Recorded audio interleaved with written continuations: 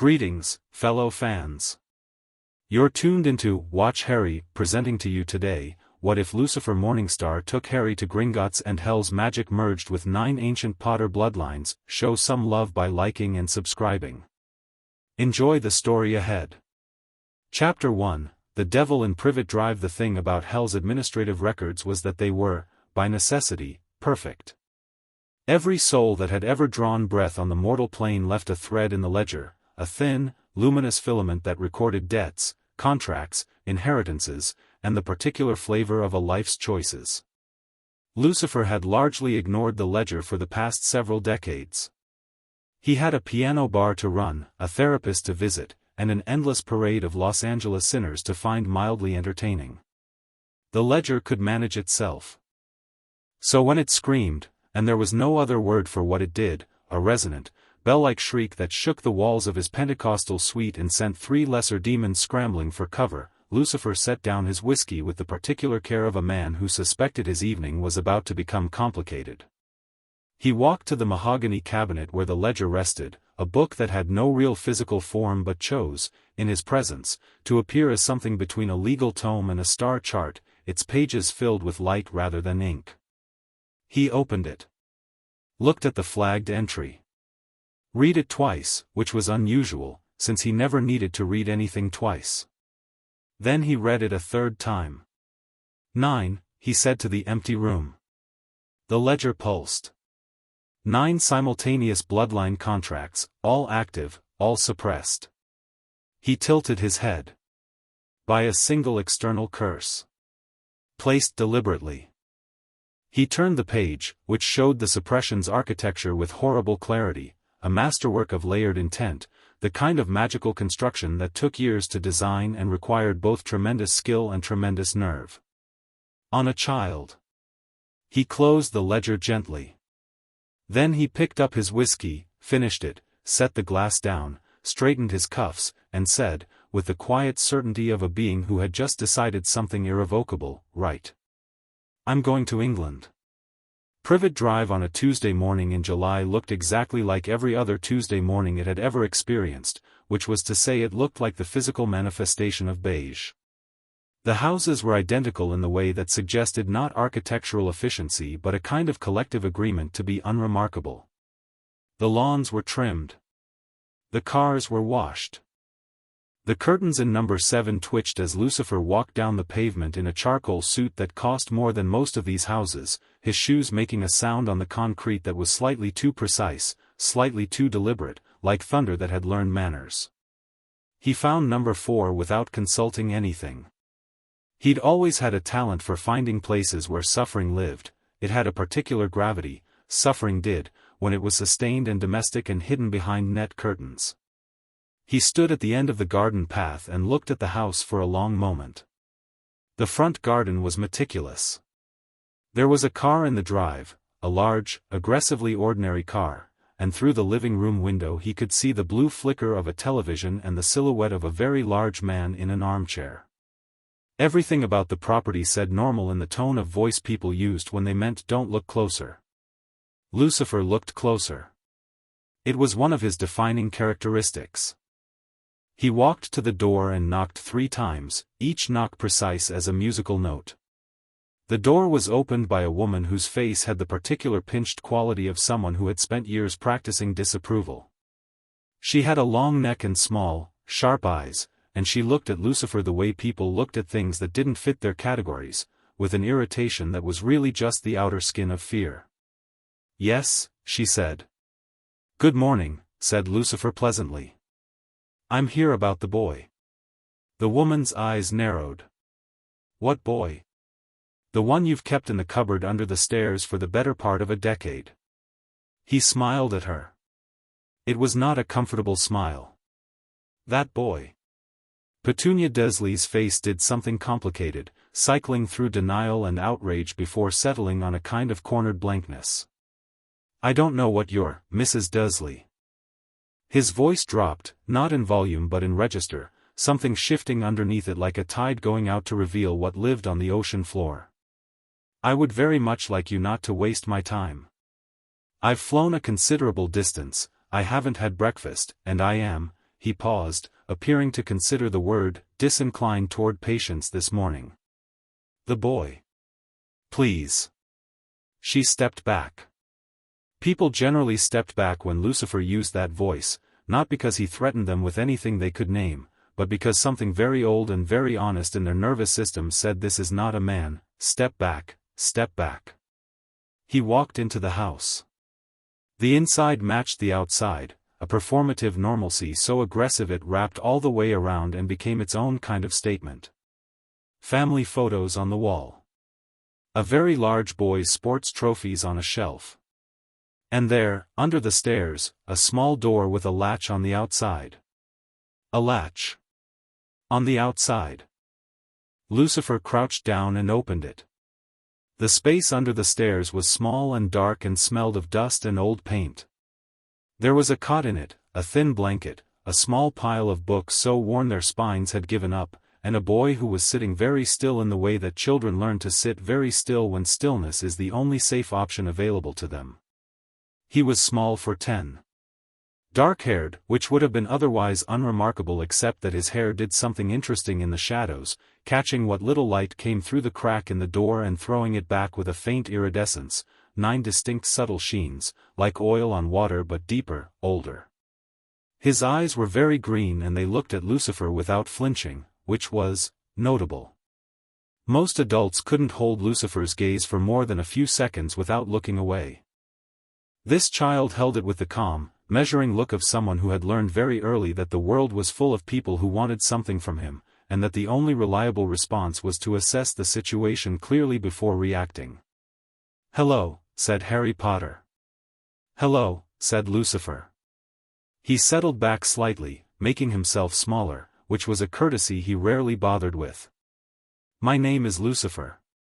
I've come to talk to you, if that's all right." Harry considered this. "Are you from the government?" "Good Lord, no." "Social services?" "Absolutely not." "Then what are you?"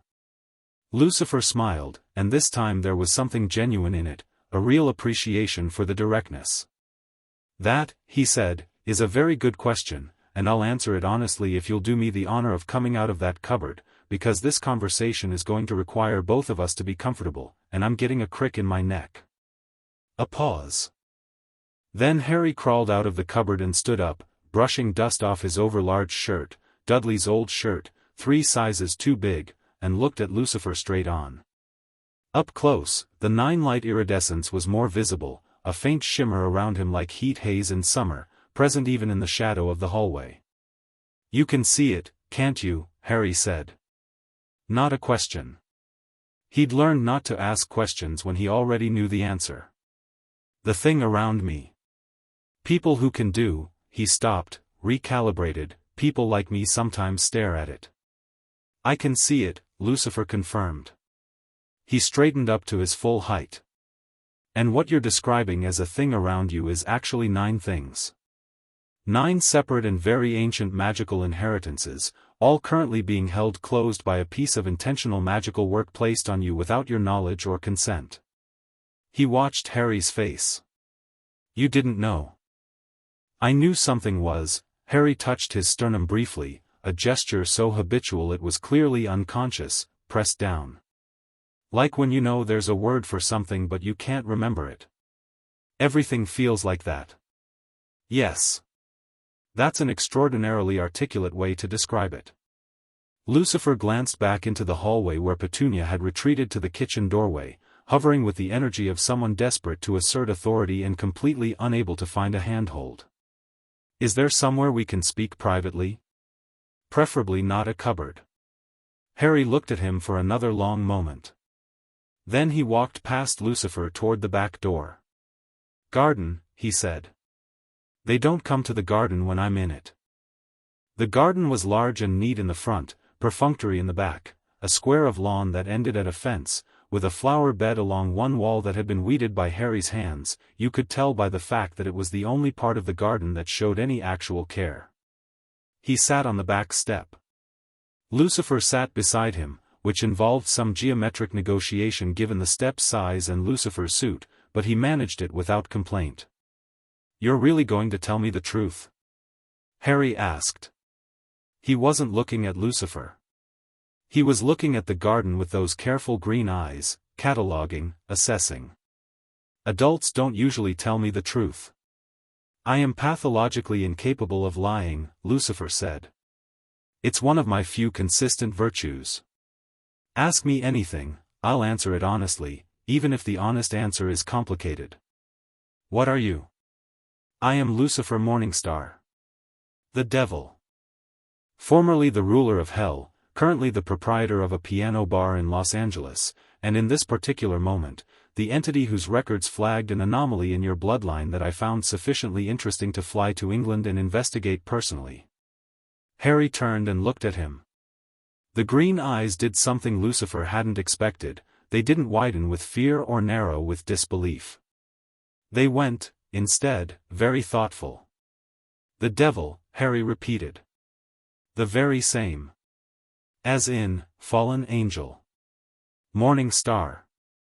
The one who, Harry paused, and in the pause Lucifer could see him sorting through whatever Sunday school or fairy tale adjacent information he'd picked up over the years, rebelled. Also correct. Because God was wrong about something. Lucifer stilled. That was not the sentence he'd expected from a 10-year-old. Go on. That's what rebellion is, Harry said, with the matter-of-fact tone of someone reasoning through a logic problem. You thought something was wrong, and you said so. And the punishment was hell. He looked back at the garden. Seems familiar. The silence that followed was the kind that had weight and texture. Lucifer sat in it for a moment, looking at this small, underfed, profoundly self-contained child, and felt something move in his chest that was unexpected enough to be worth noting. Yes, he said. Yes. Exactly right. So you're not actually evil. I am the origin point of all evil, technically speaking, by most theological frameworks. But you personally. I personally, Lucifer said, have a very complicated relationship with the concept of evil, largely because I spend a great deal of time around humans who are substantially worse than I am while being considered substantially better. He paused. I punish the guilty. In hell. That's the job. I don't create evil, I just deal with its consequences. Harry nodded slowly. Like this made sense. Like this was, in fact, less strange than most of what adults told him.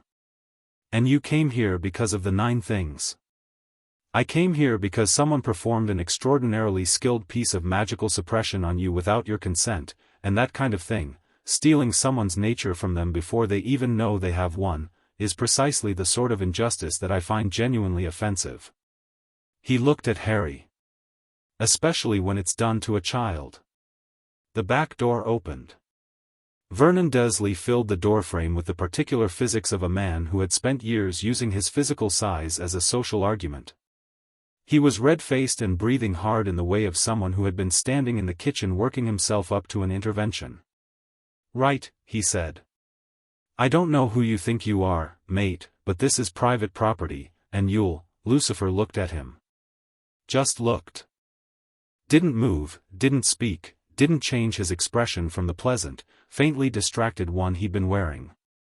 But something in the quality of the look, something in the absolute absence of anything resembling concern, the sense of a gaze that had watched empires rot and wasn't particularly impressed by a large man in a dressing gown, made Vernon Dursley stop speaking mid-sentence. Sit down, Lucifer said pleasantly. Or go inside. Either is fine. But do not speak again until I've finished with Harry, because I am having an important conversation and you are interrupting it, which I find rude, and when I find things rude I have a tendency to become unpleasant. He turned back to Harry. You were saying? Vernon Dursley went inside. The door closed. Harry looked at the closed door, then at Lucifer. How did you do that? Practice, said Lucifer. And also being the most powerful entity within a 12-mile radius, which helps. He settled more comfortably on the step. Now, I want to explain what I found in my records, and then I want to give you a choice. A real one, not the pretend kind adults offer children. Harry's attention sharpened so visibly it was almost physical, like a lens clicking into focus. The concept of a real choice was clearly something he'd given considerable thought to and rarely encountered. Lucifer told him about the 9 bloodlines. He didn't simplify it, didn't soften it, didn't editorialize it for a child's benefit. He spoke to Harry the way you spoke to someone whose intelligence you respected, which was to say clearly and completely. He explained that magical bloodlines were inheritances that accumulated in families over generations, and that Harry's family tree had, through a series of unlikely but evidently fated convergences, collected 9 of the oldest and most significant magical lineages in Britain. The Potters, yes, but also the Peverils, Death's own family, the ones who'd crafted the Deathly Hallows, and Slytherin, and the Founders 4, and beyond those, the ones that predated Hogwarts entirely, Emrys, Le Fay, Pendragon. He explained what the suppression curse meant, that all 9 of those inheritances had been sealed behind a piece of intentional magical architecture, placed there by someone who knew exactly what they were doing and had done it deliberately, not to protect Harry, but to keep him small. Harry listened to all of it without interrupting. His face was very still. His hands were still in his lap. When Lucifer finished, Harry said, "Dumbledore." "Not a question." "I don't know that yet with certainty," Lucifer said. "Yes you do." Harry's voice was quiet but completely steady. "You know. You said you can't lie." Lucifer held his gaze. "The magical signature of the curse matches the register of a wizard whose name begins appearing in your ledger thread from the moment of your parents' deaths." "Yes. He put me here too," Harry said. It was a statement of fact, delivered flatly, like pressing a bruise to gauge how much it still hurt. "I don't know how I know that, but I've always known it. That someone chose this place for me specifically." He looked at Lucifer. "Why would he do that?"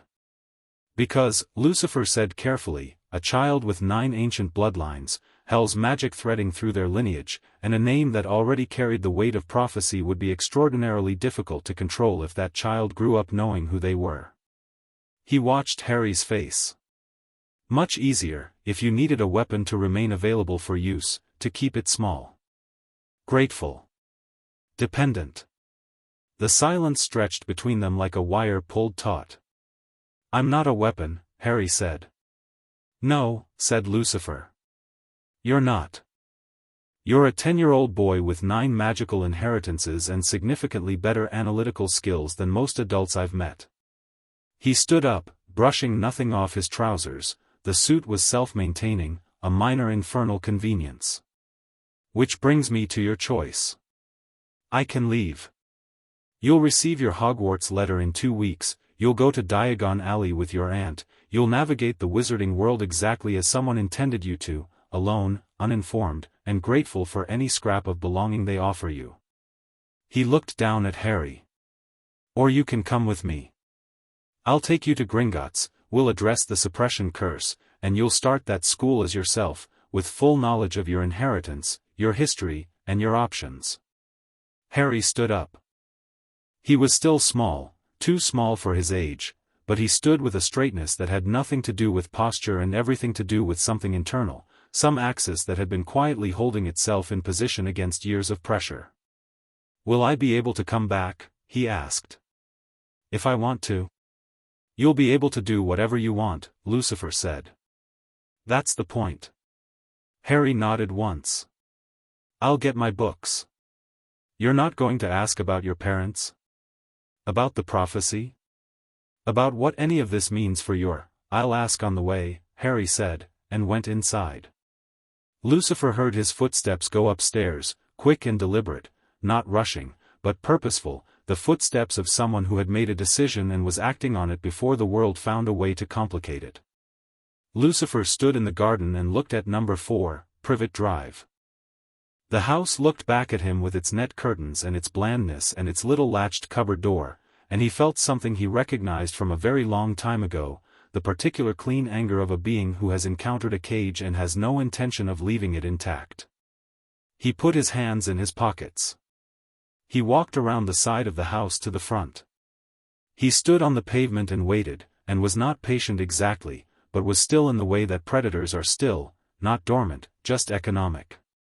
Harry came out with a canvas bag that contained 3 books, a broken pair of glasses he'd repaired with tape, and what appeared to be a tooth from some animal, which he wore on a piece of string around his neck and which had no magical significance that Lucifer could identify but clearly had personal significance, which was enough. He stood on the doorstep and looked back into the house. From inside came no voices, no footsteps, no farewell of any kind. He looked for a moment that was long enough to acknowledge the absence of something rather than mark its presence. Then he pulled the door shut behind him and walked to the pavement. "Ready," he said. "No questions about the unknown? No hesitation? No very reasonable request to perhaps telephone someone who could verify my identity?" Lucifer asked. "I could be anyone." "You're not lying," Harry said. "And you looked at that cupboard like it was the worst thing you'd ever seen, and you've been the devil, so." He looked up. "I think that means something." Lucifer looked at him for a moment. Then he said, "The tooth. What is that?" "I found it in the garden when I was 7, Harry said. "It's a dragon's milk tooth. Shed. They shed them, apparently, when they're young. I don't know how it got here but it felt important. Like it was mine." Lucifer looked at the small yellowed tooth. A dragon's milk tooth. Near Privet Drive, Surrey, where no dragon had ever been, which meant it had gotten there on purpose, delivered by some element of Harry's own inheritance seeking a connection before the suppression could prevent it entirely.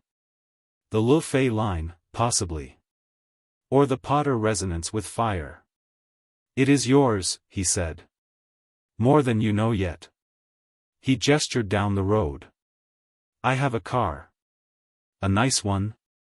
An extraordinary one." The car was a 1962 Aston Martin DB4 in a color that didn't exist in any manufacturer's catalog, somewhere between midnight blue and the specific shade of black that exists at the edge of a flame. It sat at the end of the road with the confidence of an object that knew it was the most interesting thing in any environment it occupied. Harry walked around it once, slowly. Looked at the instrument panel through the window. Looked at Lucifer. "It's not just a car," he said. "It's almost entirely not a car," Lucifer agreed. "It simply prefers this form in polite company." He opened the passenger door.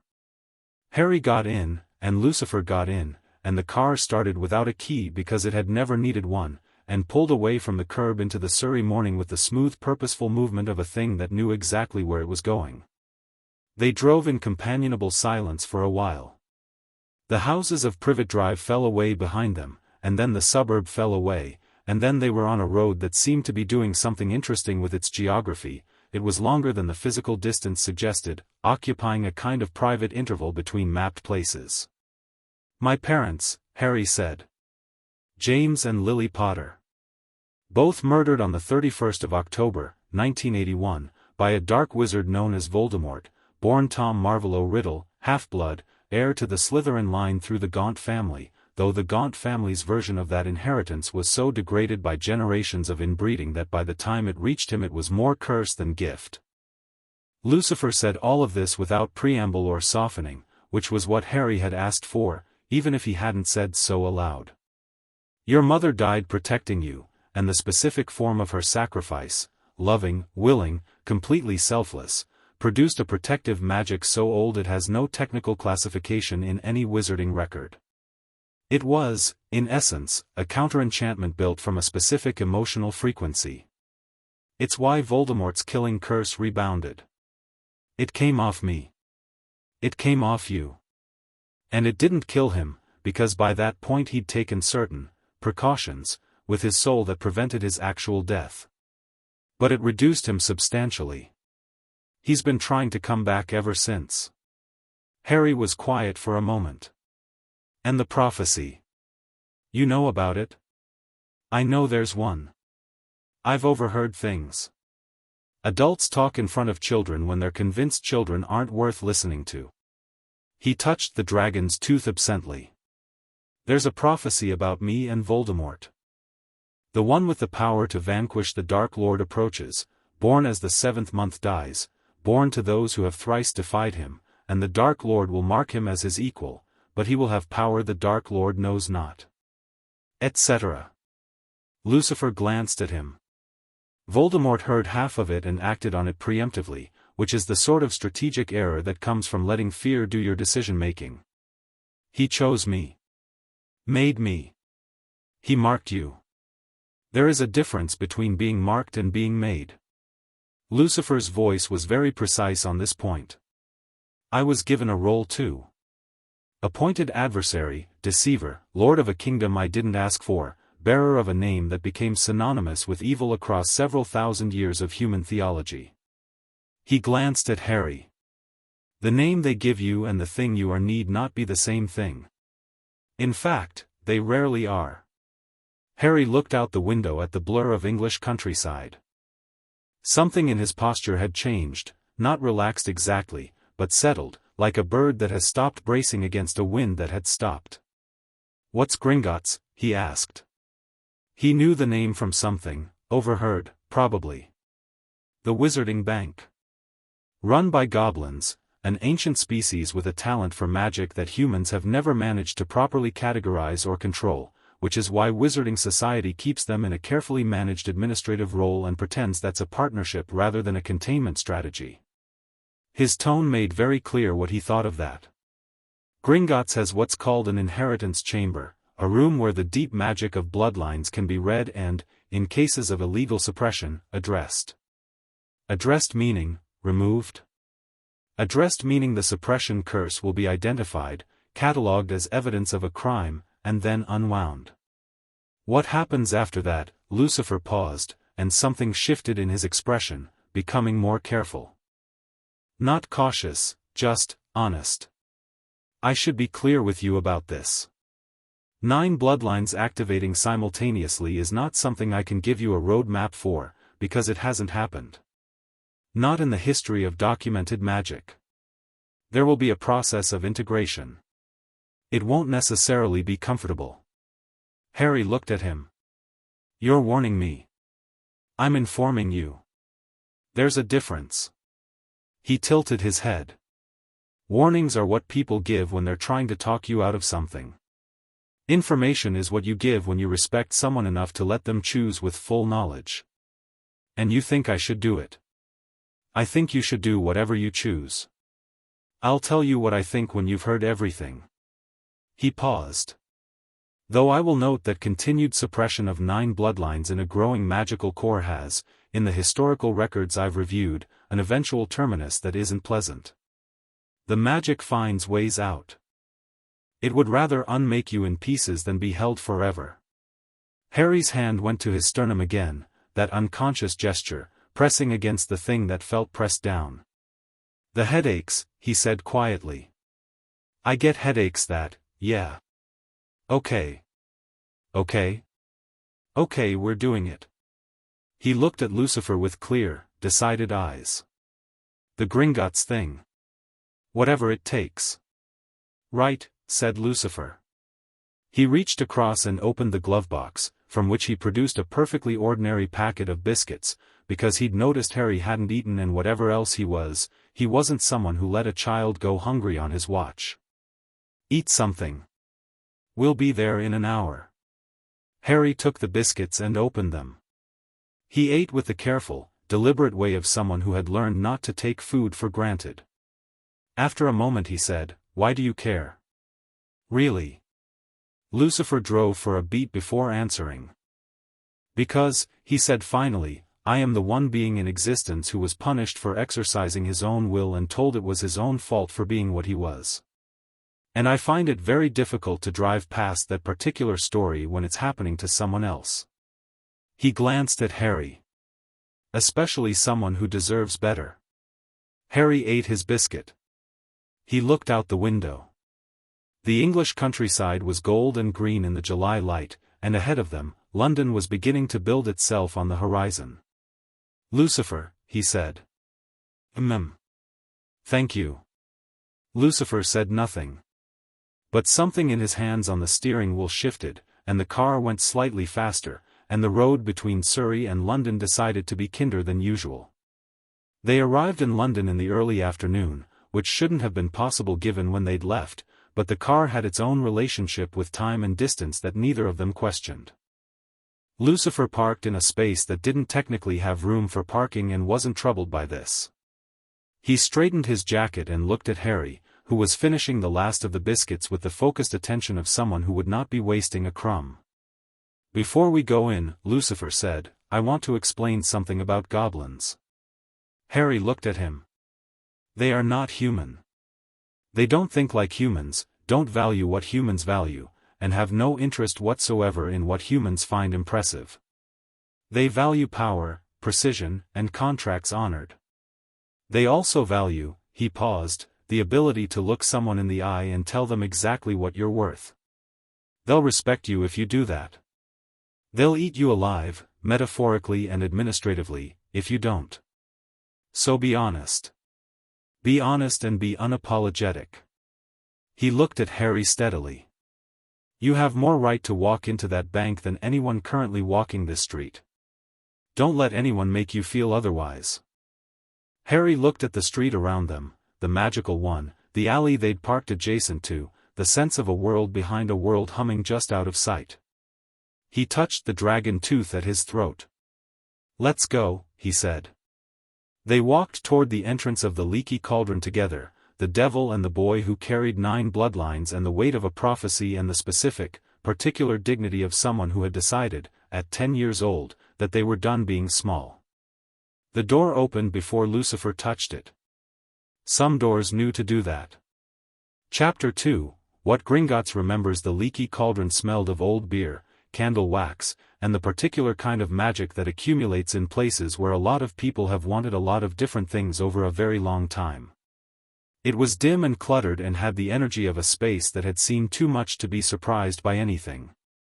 It was surprised by Lucifer. Not obviously, no one dropped a glass or stopped mid-sentence. It was subtler than that. A collective shift in attention, the way a room full of animals all orient toward the same point without deciding to. Conversations didn't stop, but they changed register, became quieter, more careful. The barman, Tom, looked up from wiping a glass and went very still with the glass half wiped, his eyes tracking Lucifer with the expression of someone whose instincts were sending messages his conscious mind couldn't decode. Lucifer walked through the pub like he owned it, which was the way he walked through every space, not from arrogance exactly but from a complete absence of the social anxiety that made most people shrink themselves to fit rooms. Harry walked beside him and matched his pace without trying to, something in his own stride catching the frequency of Lucifer's certainty and resonating with it. Tom found his voice as they passed the bar. That is, are you, just passing through?" Lucifer said pleasantly, without looking at him. "Lovely establishment." He tapped the brick wall at the back of the pub with 2 fingers in a sequence that was slightly different from the wand tap most wizards used, less a request and more a statement. The bricks moved with more urgency than usual, rearranging themselves with a kind of nervous energy, the archway opening wider than strictly necessary. Diagon Alley in July was busy. It was the preterm shopping season and the cobblestones were thick with witches and wizards, owls in cages, cats in baskets, children dragging parents toward broomstick displays, all of it moving with the particular chaotic rhythm of a market street that has been doing this for centuries and developed its own organic choreography. Harry stopped just inside the archway and looked. He went completely still the way he had in the garden, that same focused stillness, taking everything in at once rather than piece by piece. His eyes moved from the apothecary with its hanging bundles of dried things to the robes shop with its bolts of fabric in colors that didn't match anything in the Muggle world to the distant shape of Gringotts at the end of the alley, white and imposing and somehow more real than everything around it, like a building that had decided to take the concept of permanence seriously. "It's real," he said. Not wonderingly, exactly. More like confirming a hypothesis. "Entirely," said Lucifer. "Come along." People moved out of their path. This was partly because Lucifer occupied space with such complete authority that navigating around him was simply what feet did, and partly because something was happening around Harry that several people clocked without being able to name, that faint iridescent shimmer, the nine-light quality that was more visible here, in a place saturated with magic, than it had been in the dead air of Privet Drive. A witch walking in the opposite direction stopped and turned to look at Harry with an expression of naked shock. An old wizard outside the apothecary lowered his newspaper and squinted. A small girl pointed and said something to her mother, who looked over and went pale. Harry noticed all of this. He didn't flinch from any of it. "They can see it too," he said quietly. "The shimmer?" "Yes. People with sufficient magical sensitivity can see bloodline resonance. What they're seeing on you is," Lucifer considered, "not something they have a category for, which is why they all look slightly like they've done some wrong. Is that going to be a problem?" "Not for us." He glanced down. "The issue with being visible is only a problem if you're trying to hide. We're not hiding." They reached the steps of Gringotts. The building was even more imposing at close range, white marble polished to a brightness that seemed slightly aggressive in the afternoon sun, the doors flanked by goblin guards whose armor was too elaborate to be purely ceremonial. The warning above the door, Lucifer didn't glance at. Harry read it, all of it, with the careful attention he gave everything. Then he looked at Lucifer. "Do you find that warning funny?" he asked. "I find most warnings issued by institutions that have more to fear from scrutiny than their visitors do to be somewhat ironic, yes." He gestured at the door. "After you." Inside was all high ceilings and echoing marble and the controlled chaos of financial machinery, goblins behind high counters dealing with a constant stream of customers, the scratch of quills on parchment, the distant sound of carts on rails somewhere far below, the specific acoustic quality of a space where every sound was intentional and nothing wasted. Harry looked at the counters, the goblins, the architecture. He looked at the long queue of wizards waiting with varying degrees of patience. He looked at Lucifer. Lucifer walked past the queue entirely. He walked directly to the nearest counter, where a goblin with iron-gray hair and the expression of a creature who had been dealing with humans for 200 years and found the experience consistently disappointing was in the middle of counting coins for a nervous-looking witch. "I need to speak with whoever manages inheritance," Lucifer said. "Specifically regarding the suppression of 9 bloodline contracts on a minor and the illegal placement of a binding curse without consent." The goblin looked up. His eyes, yellow-orange, sharp as cut glass, went from Lucifer to Harry and back to Lucifer. Something moved in them that wasn't quite recognition and wasn't quite surprise, but was something between the two. 9, the goblin said. 9, Lucifer confirmed. "I'll wait, but not for long." The goblin looked at Harry for another moment. Then he put down his counting weights, said something brief to the witch in a tone that made clear the conversation was over, and stepped down from his counter. "Follow me," he said. The witch made a sound of protest. Nobody paid her any attention. They were taken through a door behind the main counters, down a corridor that went deeper and sideways in a way that didn't match the building's exterior dimensions, past rooms whose doors were sealed with the kind of magic that had no visual tell but made the air adjacent to it feel pressurized, and into a chamber that was different in quality from everything they'd passed through. It was circular, which banks rarely were. The floor was dark stone veined with something luminescent, and the light came from no visible source, and the walls held what appeared to be writing, not in any language Harry could read but clearly organized, dense, precise, a record of something vast and old. 3 goblins were already present, standing when they entered, which Harry noted as significant because goblins stood for very few things. The one who had led them through the corridors, who had offered his name as Braggle, head of inheritance transactions for Gringotts, Britain, gestured for them to stand at the center of the room. "The floor will read," Braggle said. "It does not require input. It will record what is present and what has been suppressed.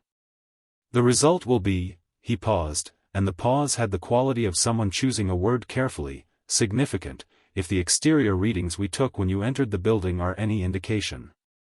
You were reading me when we came in? Harry said. Every individual who enters Gringotts is passively scanned for outstanding contracts, inheritances, and claims, Braggle said. Standard procedure. When our scanning record flagged, he seemed to experience a small internal conflict about how much to say, then resolved it in favor of directness. What it flagged, it automatically sent an alert to this department. What did it flag? Harry asked. Braggle looked at him with something that was as close to respect as his expression seemed architecturally capable of. More than we have language for, currently. Stand on the floor, please. Harry stepped forward onto the center of the room. The veined stone under his feet brightened immediately, not dramatically, not with any theatrical flair, just a clear, immediate brightening, like lights coming on in a room that had been dim. The writing on the walls began to move. Lucifer stood at the room's edge and watched with his hands clasped behind his back in an expression of complete attention. The three goblins who had been standing spread out around the room's perimeter and began to read the walls, their yellow eyes moving fast, their lips occasionally forming words too quiet to hear. Braggle stood nearest to Harry, watching the floor directly. Say your full name, Braggle said. Harry James Potter. The floor's light shifted, organized itself into channels, lines of luminescence running outward from Harry's feet like the spokes of a wheel, and where they reached the wall they connected with the writing there, and the writing recognized them and responded, and the whole room got significantly brighter. 9 active inheritance threads, Braggle said, and his voice had lost most of its professional effect, replaced by something rawer. He was reading the floor. All present. All, he stopped. Suppressed, said one of the other goblins from across the room, and his voice had an edge to it that hadn't been there before. All suppressed by a single binding. External placement. No consent notation. Can you identify the binding? Lucifer asked. The goblin who'd spoken crossed to a section of wall and pressed his hand to it. The writing there shifted, and something moved through it, a pattern, a specific architecture, the fingerprint of whoever had designed the suppression curse. The goblin studied it. His jaw tightened. Albus Percival Wulfric Brian Dumbledore, he said. Flat. No inflection. The room went very quiet. Harry stood on the luminescent floor and didn't move. His face was still, but his right hand had closed around the dragon's tooth at his throat. When was it placed? Lucifer asked.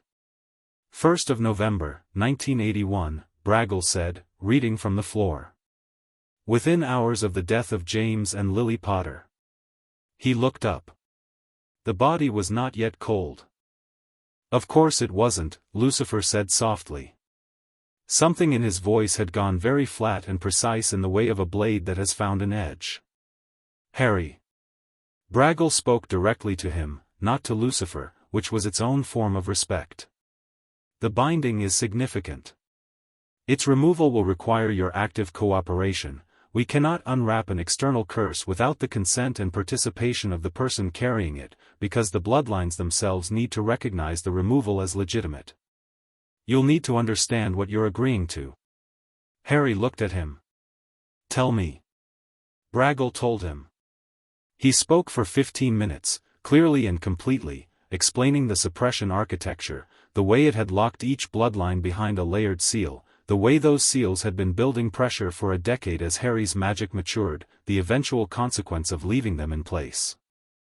He explained the removal process, which involved a ritual that would pull each seal in sequence, and he did not minimize the fact that 9 simultaneous activations in an already developed magical core was going to be uncomfortable in ways that the word uncomfortable didn't really cover. Harry listened to all of it. He asked 2 questions, both precise, both relevant. When Braggle finished, Harry turned to Lucifer. You'll stay, he said. I will be in this room, Lucifer said. The entire time. Harry turned back to Braggle. Do it. Braggle looked at the other goblins. Something passed between them, a look that carried weight, the specific weight of creatures who had seen a great deal and were acknowledging that this was different. Then he said, "Sit down on the floor, please." Harry sat cross-legged in the center of the luminescent stone, which brightened further at the contact, all 9 channels blazing now. Braggle produced from somewhere a shallow stone bowl and a knife that was older than anything else in the room, its handle worn to the particular smoothness of an object that had been used and meant and passed between hands for centuries. "Blood," Braggle said. "A drop. The blood calls the bloodlines and gives us the legal right to address the binding." Harry held out his hand without hesitation. The knife drew a thin line across his palm, shallow, careful, and Harry's blood, which was a very deep red, darker than usual, and when it fell to the stone bowl it hit with a sound like a struck bell rather than a drop of liquid, ran into the bowl and immediately began to do something that no blood did, catching light from all 9 channels at once and throwing it back in those distinct sheens, gold and green and silver and something that had no color name but smelled of lightning and old stone. One of the goblin assistants inhaled sharply. Braggle began to speak in gobbledygook, a rhythmic chant that had the quality of very old formal language, the kind that had been doing the same job for so long it had worn grooves in reality. The other goblins joined it after a moment, their voices finding the frequency of the room's walls, and the writing there changed, organizing itself around the pattern of the suppression curse, mapping it. Harry felt it immediately. It started in his sternum, that place he'd been pressing at his whole life, the compressed, sealed feeling, and it began, slowly and with tremendous resistance, to loosen. Not painlessly. The suppression curse didn't want to move. It had been in place for a decade, had grown into him the way ivy grows into stone, and pulling it out was the same problem. His hands pressed flat against the floor, and his breathing went controlled and deliberate in the way of someone managing pain that hadn't fully arrived yet but was clearly on its way. Lucifer moved. He didn't join the ritual, didn't interfere with what the goblins were doing, but he crossed the room and crouched down to Harry's level and said quietly, "Talk to me." "About what?" Harry said through his teeth. "Anything." "What are you thinking?" "I'm thinking this is deeply unpleasant." "Accurate." "What else?"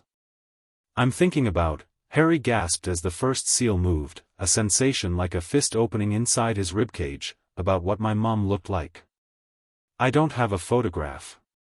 "I don't know what she had your eyes," Lucifer said, without any pause. "Green, uncommon, very direct.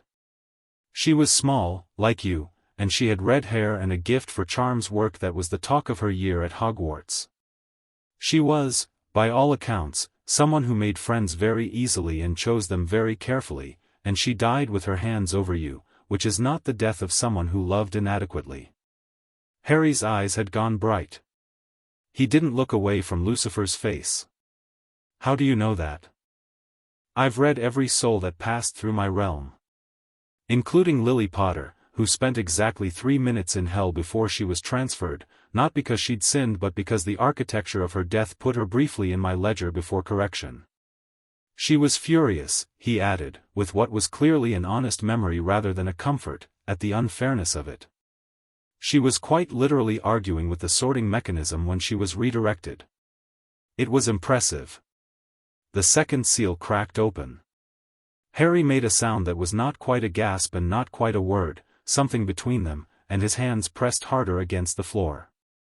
The 9 channels of light beneath him spiked, and the room got suddenly, overwhelmingly bright, and then settled back to something that was still very bright but stable. The goblins' chanting didn't break. They were professionals and this was within parameters, if at the far edge of them. "Keep going," Lucifer said. "I'm not stopping," Harry said, and his voice was strained but absolutely clear. "I know. I'm just saying it." The third and fourth seals came together, which hadn't been expected. Braggle's chanting stuttered briefly and then corrected, adapting. What happened to Harry when they went was not something that had a clean description. It was more accurate to say that the room knew about it, the floor's light leaped and the wall's writing reorganized itself with rapid, urgent movement, and Harry sat in the center of it with his eyes open and his jaw clenched and something shifting visibly in the air around him, a change in how the light behaved near his skin, something starting to come through. He was shaking. It wasn't fear, his expression was focused, not frightened, the face of someone working very hard at something that mattered, but his hands were not entirely steady on the stone floor. Lucifer put his hand over one of Harry's.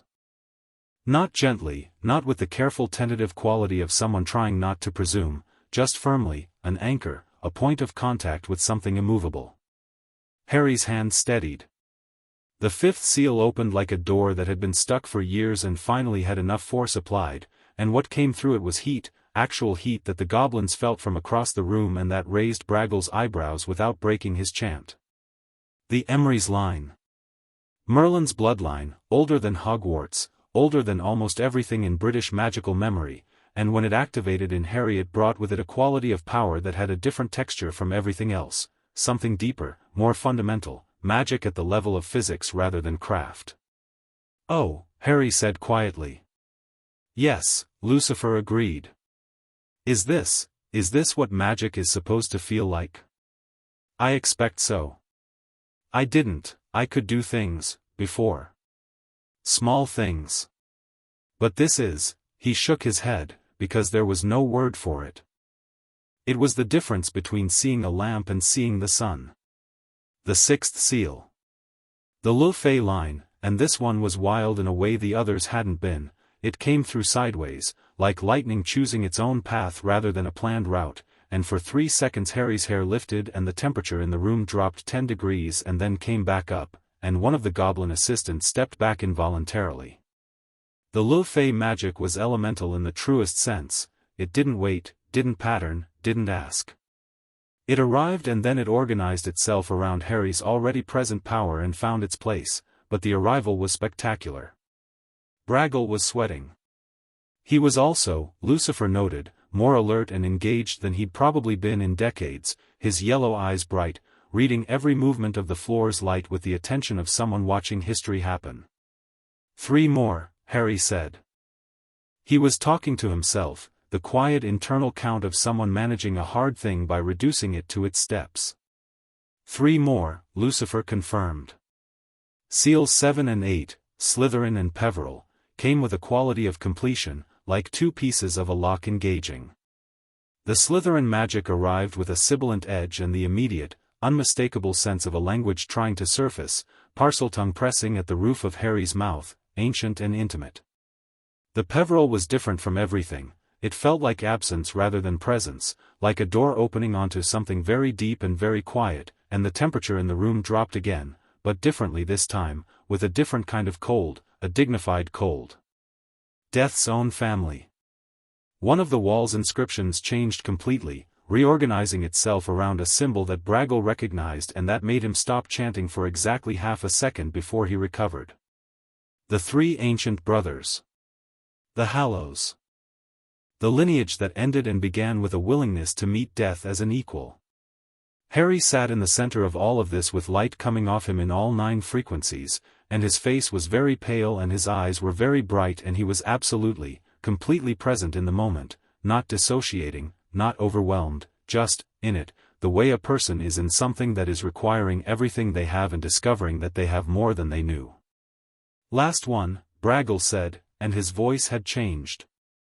The professional effect was gone entirely. He was talking to Harry directly, eye to eye, and his voice had the quality of someone acknowledging something large. The Pendragon line is the last, and it is, different in kind. Sovereignty magic. Britain's bones. It doesn't activate so much as it recognizes. He paused. It will ask you something. Not in words. Answer honestly. Harry looked at him. What does it ask? We don't know. It's different for each person it considers. The last time it activated in anyone was 400 years ago and the record of what was asked was sealed. He looked at Harry steadily. But if you are who these 9 lines suggest you are, it will know. The 9th seal. The room went silent. Not the silence of nothing happening, but the silence of something very large drawing breath. The light from the first 8 lines converged under Harry, became something unified, and then waited. Harry sat in the center of that waiting and felt, it was like a question without words, a fundamental inquiry at a level below language, something that asked not what he wanted or what he planned but something more primary than either of those. What are you going to do with this? That was the shape of it, not the words. What are you going to do with this? Harry sat in the light of 8 ancient bloodlines and one question, and he thought about a cupboard under a stair. He thought about a tooth in a garden that had come to find him. He thought about Lucifer sitting on a step in the summer morning saying your name and the thing you are need not be the same thing. He thought about his mother's hands over him and the magic she made from love rather than craft. He thought, I'm going to be myself. The 9th seal opened. What happened was not what anyone in the room, the goblins, Lucifer, the walls themselves, had been predicting, partly because there was no prediction framework adequate for it. All 9 lines activated simultaneously in a single unified surge, and the room's light went from very bright to something that wasn't brightness anymore, something that bypassed the eye and registered directly in the nervous system, in whatever part of a person knows when they are in the presence of something genuine. Harry's eyes opened wide and his back straightened and the dragon's tooth at his throat flared warm and the 9-sheened iridescence around him became solid, a visible field, and the floor's veined stone began to write in a language none of them could read but all of them understood was important, and then it was over. Quiet. Settled. The light returned to normal. Harry sat in the center of the floor and breathed. Then he looked up at Lucifer and said, "Oh, that's what I am." It wasn't a proclamation. It was the tone of someone who has been trying to remember a word for their whole life and has finally found it. Lucifer looked at him for a long moment, and something on his face that he rarely allowed in public spaces moved through and was not entirely hidden in time. "Yes," he said. "That's what you are." Braggle spoke, and his voice, for the first time in the conversation, had no administrative distance in it whatsoever. "I have been in inheritance for 143 years, he said. "I have never seen a 9-line activation. I did not expect to." He looked at Harry with something that was unambiguous respect. "The bank recognizes your full inheritance, Harry James Potter. All 9 lines. Unencumbered, unsuppressed, and legally yours." He paused. "There are vaults." Harry blinked. "Coming back from somewhere." "Vaults?" "Multiple. The combined financial holdings of 9 ancient lines. The Potter Vault alone is substantial. The Peveril Vault has not been accessed in over a century. The others," Braggle made a gesture that was oddly helpless for someone of his competence, "are going to require significant accounting. I would suggest scheduling a full audit." "Later," said Lucifer, who had been watching Harry carefully. "He needs a moment first." "I'm fine," Harry said. "You just had 9 bloodlines simultaneously activated after a decade of suppression," Lucifer said. "You're extraordinary. You're also 10 and you need to sit there for a minute and let your body catch up with your magic." Harry considered objecting. Then he decided not to. "Fine," he said, and stayed sitting. Braggle brought water, which arrived in a stone cup that was clearly not decorative, and Harry drank it and the goblins consulted quietly among themselves and Lucifer stood with his hands in his pockets and watched Harry with an attention that was both protective and carefully non-intrusive, giving him the space of the moment. After a while, Harry said, "The crime." Braggle looked at him. "The suppression curse. You said it was illegal. What does Gringotts do about illegal suppression of bloodline contracts?" Braggle's expression became very precise.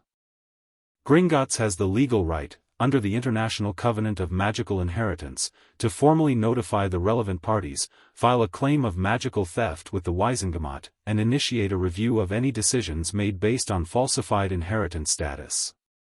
He paused. "Which includes, in this case, any decisions made about the guardianship of an heir whose bloodlines were fraudulently suppressed." His guardianship placement was illegal, Lucifer said. He said it as a statement of fact in a tone that had no room for interpretation. If the suppression was intentional and preceded the guardianship decision, Braggle said carefully, then yes. The placement of a magical heir with non-magical guardians without a full inheritance assessment is illegal under, I'd like to know all of that, Harry said. Everything I'm legally entitled to. Written down.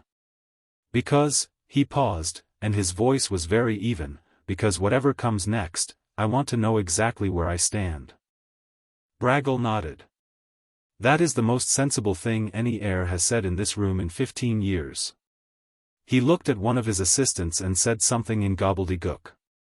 The assistant left immediately.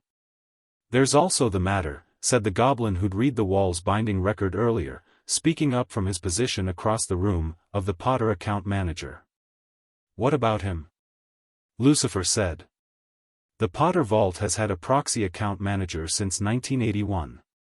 Appointed without the heir's knowledge. The goblin's expression was controlled, but something underneath it was not. The manager has been authorizing transactions. Regularly. Transactions to where? Harry said. Various ministry accounts. Several charitable designations with, the goblin picked up a parchment that had materialized on a ledge and read from it, the Order of the Phoenix, a private organization. The Hogwarts General Fund. And a personal account registered under a Dumbledore family trust. The room was very quiet. Harry looked at the parchment the goblin was holding. He looked at it with those careful, cataloging eyes. He's been spending my money. For 10 years. While I was, Harry stopped. Breathed. Started again. While I lived in a cupboard.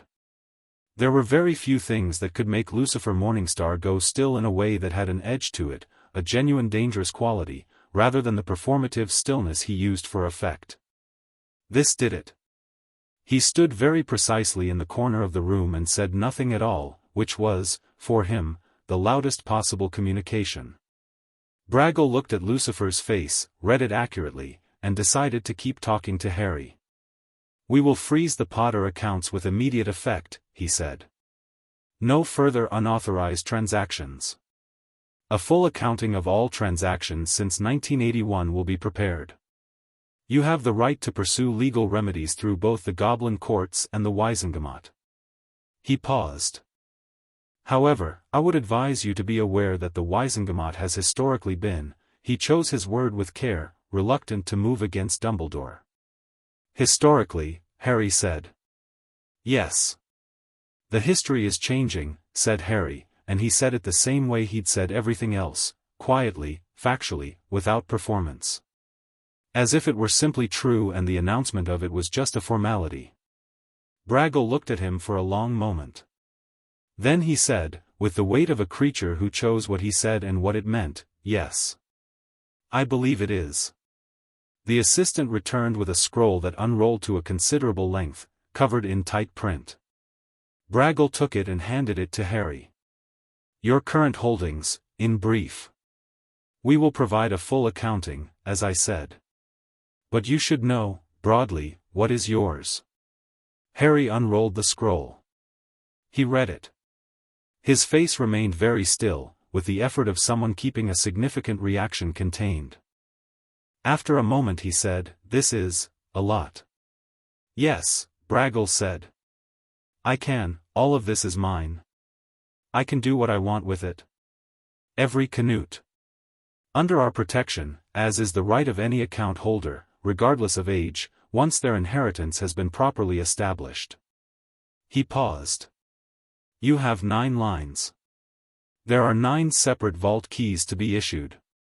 The goblins of Gringotts are, he paused again, and this time the pause had the quality of someone stepping slightly outside their professional lane and deciding to do so deliberately, glad to serve the heir of these lines. Genuinely. Harry looked at him. 17-year-old people got that look sometimes, people who had learned that genuine kindness was rare and needed to be acknowledged without being overwhelmed by. A 10-year-old looking at you with it was something else entirely. Thank you, Harry said simply. They gave him the keys. 9 of them, on a ring that wasn't actually a ring but a plated loop of something that looked like wire and hummed faintly and adjusted its size to fit into his palm. He closed his fingers around it and the hum shifted, recognized his blood, settled. He stood up, and when he stood up the difference from when he'd sat down was visible, not dramatic but unmistakable. It was the difference between a boy who had been carrying something very heavy for a long time and a boy who was no longer carrying it. He was the same height, the same build, still underfed and wearing Dudley's oversized shirt, and his hair was still doing its chaotic thing. But he stood differently. The axis that had been holding itself upright against pressure was no longer holding, it had found ground, was simply vertical now, naturally. "Can we see them?" he asked. "The vaults." Braggle gestured toward the door. "The carts are ready." The ride into Gringotts' underground was, well, it was what it was, which was extraordinary. The cart plunged into the depths with the decisive forward motion of something that had been doing this for centuries and found the whole enterprise satisfying. Harry leaned forward slightly into the rush of cool underground air and watched the tunnels open and close around them and said nothing, just looked, taking it all in the way he took everything in. Lucifer sat in the back of the cart with the particular posture of someone who had decided that cart rides were beneath his dignity and was going to conduct himself with grace regardless. His hair was doing something interesting in the underground draft. They didn't see all 9 vaults. They saw the Potter vault, which was the primary accessible one, and what was in it was enough. Gold and silver in quantities that stopped being numbers and became something more abstract, yes, but also boxes, trunks, shelves of objects that hummed with individual magical character, photographs, journals, objects of personal significance that generations of Potters had considered worth keeping. Harry stood in the entrance to the vault and didn't rush inside. He looked at it for a long moment. Then he walked to the nearest shelf and picked up a framed photograph. It was his parents on their wedding day. They were laughing, both of them, at something off camera, and they were exactly what photographs of people you've only known through other people's grief tend to be, more real and less real simultaneously. James Potter tall and dark-haired and laughing with his whole face. Lily Potter with her red hair and his eyes, green and direct and bright.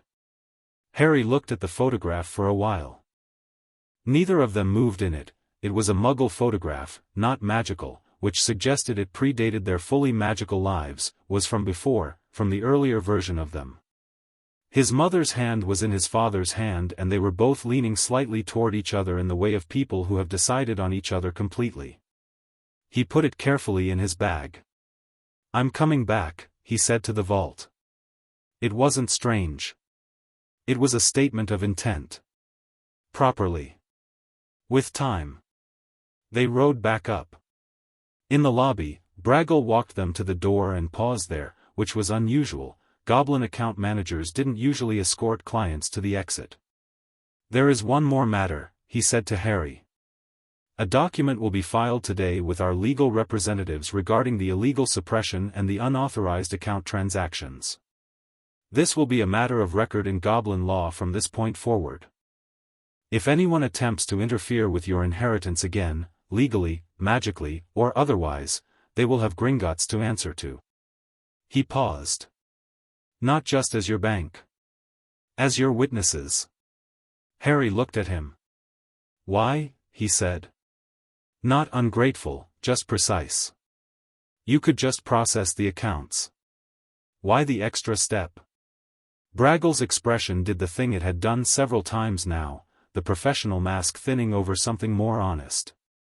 "Because," he said, "you asked the right questions. Because you did not come in here demanding. Because when we told you what had been done to you, you did not collapse into it and you did not use it to perform your pain at us. You listened, decided, and acted." He tilted his head, and there was something in his yellow eyes that was the goblin equivalent of warmth, which looked different from the human version but was not lesser. "Goblins respect that." Harry nodded once. "Then I'll try to be worth respecting." They walked back out into the sunlight of Diagon Alley, 9 keys in Harry's pocket and the photograph of his parents in his bag, and something different about both of them. Lucifer with the satisfied but controlled fury of someone who has confirmed the full scope of an injustice and is now deciding what to do about it. Harry with the quiet, grounded energy of someone who has found, at last, exactly where the ground is. They stood at the top of Gringotts steps in the afternoon sun, and Harry squinted in the light and said, "What now?" "Now," said Lucifer, "you need robes that fit. You need school supplies. And then we're going somewhere you can actually start learning to use what you've got, because walking into Hogwarts in 2 months without any integration practice with 9 active bloodlines would be the equivalent of handing someone a symphony orchestra and asking them to perform tomorrow." "Where are we going?" "Somewhere between here and home," Lucifer said. "A space I keep for situations requiring quiet and time." "A pocket dimension?" Lucifer looked at him. "You know what a pocket dimension is?" "I read," Harry said. "A lot. The library at school lets me in early if I'm quiet." "Of course it does." Lucifer began down the steps. "Come along then. Robes first, then dimension, then the serious work." He paused, 1 step below Harry, and looked up at him with an expression that had something genuine in it, something that wasn't performed or calculated. "You did well in there." "You don't lie," Harry said. "No."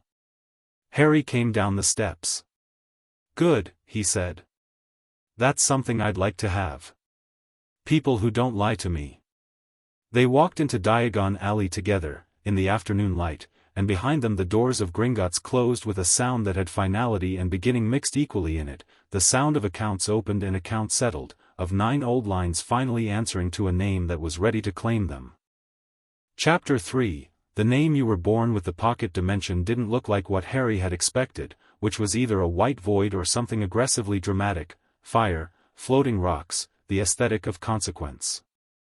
What it actually looked like was a large house on a cliff above a sea that didn't correspond to any coastline on Earth, with a sky that ran through colors at its own pace regardless of what time it was, and a wind that smelled of ozone and old magic, and something Harry couldn't name but recognized in the way you recognize a piece of music you haven't heard since you were very small. The house itself was comfortable, was the word, which surprised him.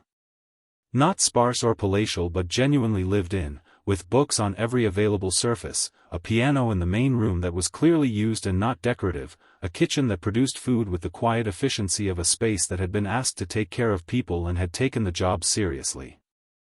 His room was on the upper floor with a window that looked out on the sea, and it had a proper bed, not a cot, not a narrow institutional mattress, but an actual bed with an actual pillow, and Harry stood in the doorway of it for a moment before going in and found that the thing he felt about a proper bed at 10 years old was more complicated than he'd expected. "You all right?" Lucifer asked from the hallway. "Yes," Harry said. And then, because Lucifer didn't lie and Harry had decided that was a standard he wanted to hold himself to as well, "I've just never had a room before." Lucifer said nothing. He went downstairs and played something on the piano, quiet and without performance, giving Harry the moment without making it into an event. Harry put his bag on the chair, arranged his 3 books on the windowsill, set the photograph of his parents on the small table beside the bed, and sat down on the mattress. He sat there for a little while.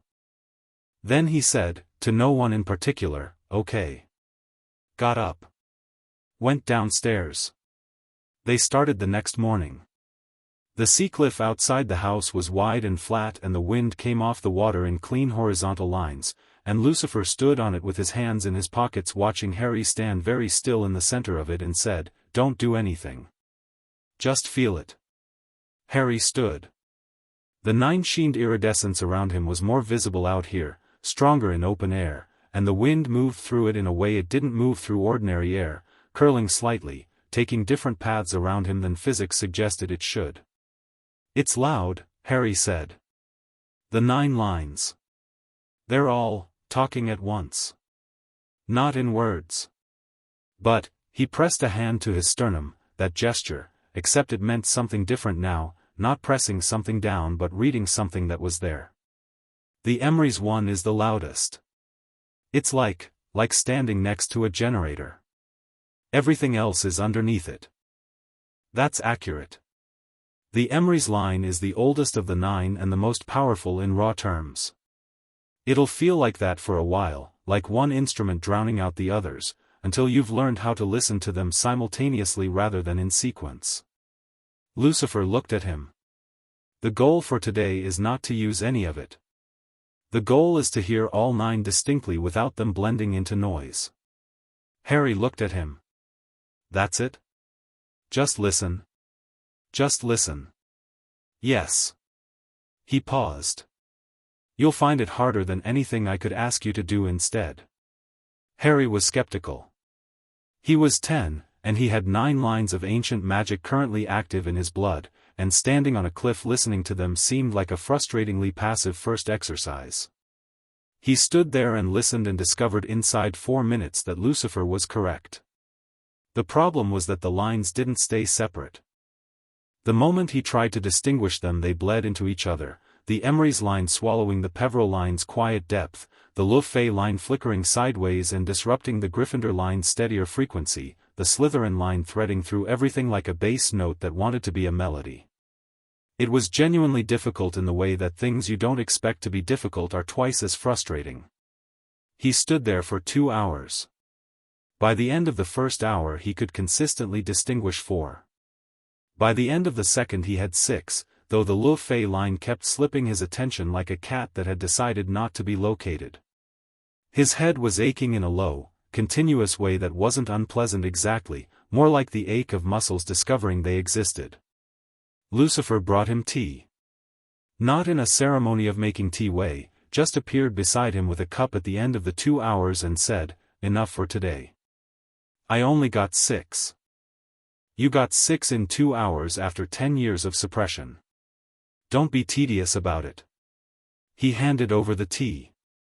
The Lucifer line will cooperate when it decides to. It's the most elemental, which means it doesn't respond well to being focused at. Try noticing it sideways rather than directly.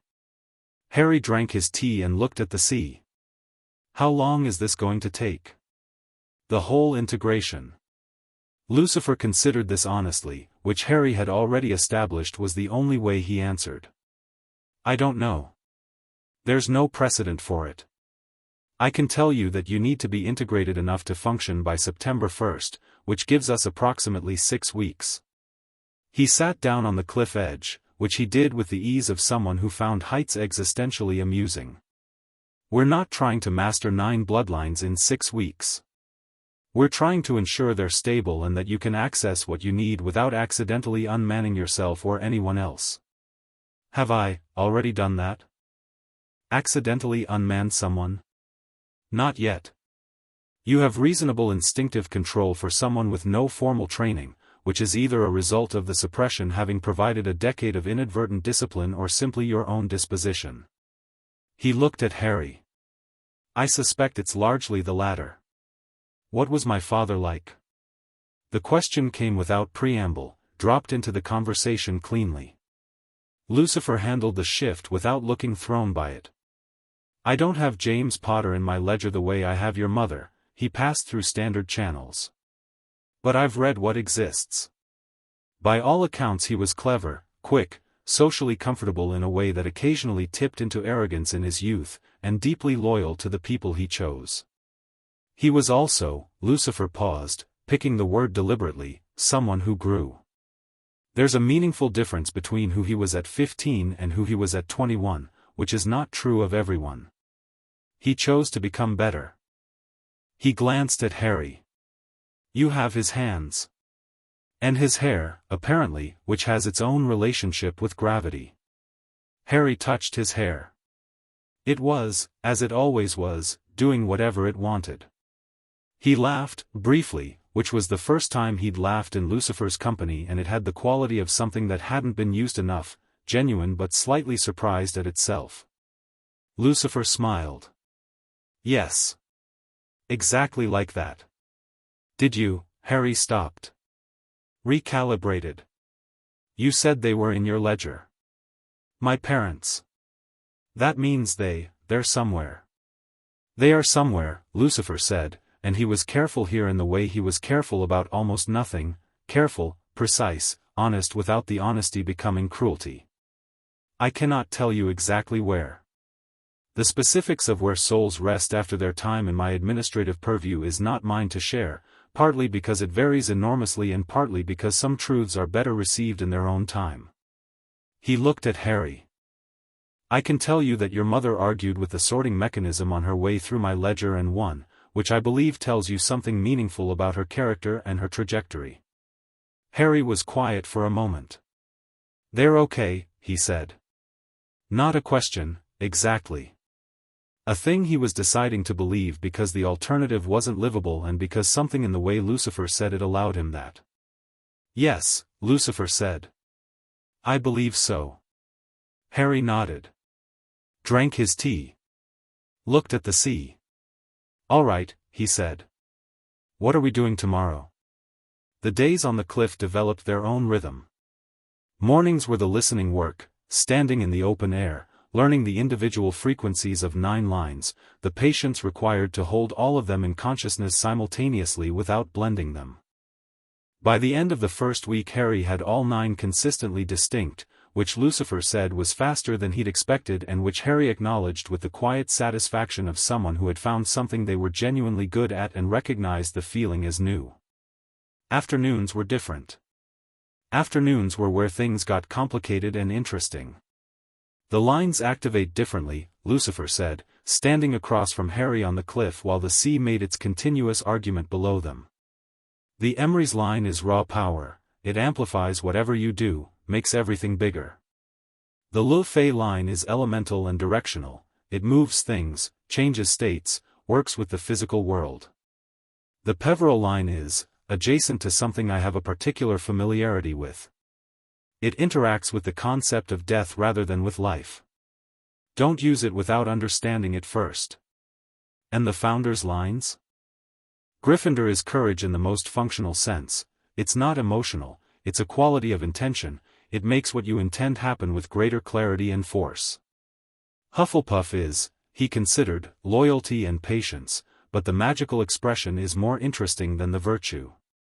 It's a line that works with living things, plants, animals, biological magic. Ravenclaw is intellectual in character, it interfaces with knowledge and memory. Slytherin is already trying to teach you Parseltongue. I know. Harry had been waking up 3 mornings running with what he was now recognizing as Parseltongue pressing at the inside of his mouth, a language that wanted to be spoken. It feels like a word on the tip of your tongue except the word is an entire language. Let it come when it comes. Don't force it. He paused. Try the Gryffindor line. Pick something to focus your intention on and let the line do what it does. What am I focusing on? Lucifer gestured at a large flat rock about 30 meters away. Move it. With magic. Preferably. Harry looked at the rock. He found the Gryffindor frequency, steadier than the others, a clean clear note, and held it while he looked at the rock and decided, clearly and without hesitation, that he wanted it to move. Not pushed it, didn't strain at it, just decided. The rock moved. It moved about 8 feet to the left in a clean sliding motion, and then stopped. No rubble. No drama. Just relocated. Oh, Harry said. Yes. That wasn't hard. It won't feel hard. That's the nature of the line. The difficulty is precision, not force. Do it again and stop it exactly 4 feet from where it is now. Harry did it. The rock stopped in the exact right place. Again. This time while you're holding the Le Fay line simultaneously. This was harder. The 2 frequencies didn't conflict, but they didn't naturally harmonize either. The Gryffindor line was steady and linear and the Le Fay line was lateral and probabilistic, and running both at once felt like trying to write with both hands in different languages. The rock moved and then spun slightly, which Harry hadn't intended, and he corrected it, and the correction was too sharp and the rock lifted slightly off the ground and he brought it back down, and by the end of it the rock was approximately where he'd intended it to be, but the process had been distinctly rougher than the single-line attempt. "Better than I expected," Lucifer said. "It felt messy. Magic feeling messy while you're learning to use it is not a flaw. Magic feeling messy when you've had time to practice is a flaw." He walked toward Harry. "You're holding the lines like separate instruments that each need to be played one at a time. They're not. They're a chord. Your goal is to stop hearing them in sequence and start hearing them together, the way a pianist doesn't think about individual fingers." Harry looked at his hands. "Is that what you do? With your power? It's like that?" Lucifer paused. "My power is architecturally different from what you have. I don't have bloodlines, I have nature. What I am completely and without division, which has its own complications." He tilted his head. "But the principle is similar. The things you are all at once. The goal is to stop parceling them out. All 9 at once. Eventually. Not today." "Why not today?" Harry said, and there was something in his voice that wasn't impatience so much as a genuine readiness, a willingness to go further than Lucifer was pointing. Lucifer studied him. "Because 9 simultaneous channels in a body that hasn't finished growing yet, in a magical core that's been suppressed for a decade and has been active for less than 2 weeks, is a considerable ask. But it's possible. Most things that have ever happened were impossible until they weren't." "Then let's find out where the edge is," Harry said. A pause. Lucifer looked at him with the assessing quality he turned on very few people, a real look, not a social one. Then he said, 3 lines simultaneously. Choose them." Harry chose Emery's, Le Fay, and Gryffindor without hesitating. The 3 loudest, the 3 most different in texture, the combination that would require the most adjustment to harmonize. He stood on the cliff and found all 3 at once, and the effort of holding them together without collapsing them into one another was immediate and significant. A pressure at his temples and a heat behind his sternum, and the iridescent shimmer around him doubled in intensity, and the wind on the cliff stopped moving for a moment in the way wind sometimes stopped before something consequential.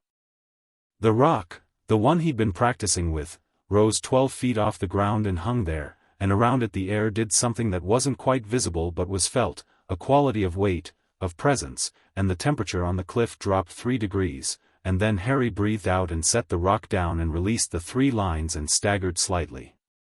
Lucifer caught him by the shoulder. One hand, steadying, not catching as if he'd fall. 3 lines, Harry said. Okay. He was breathing harder than normal, but his eyes were bright. I felt where they want to go together. Like, there's a frequency they all want to be at and they're just not there yet. Not quite harmonized. But I felt it. That's the work, Lucifer said. That frequency. That's the target. He let go of Harry's shoulder. And that's enough for today.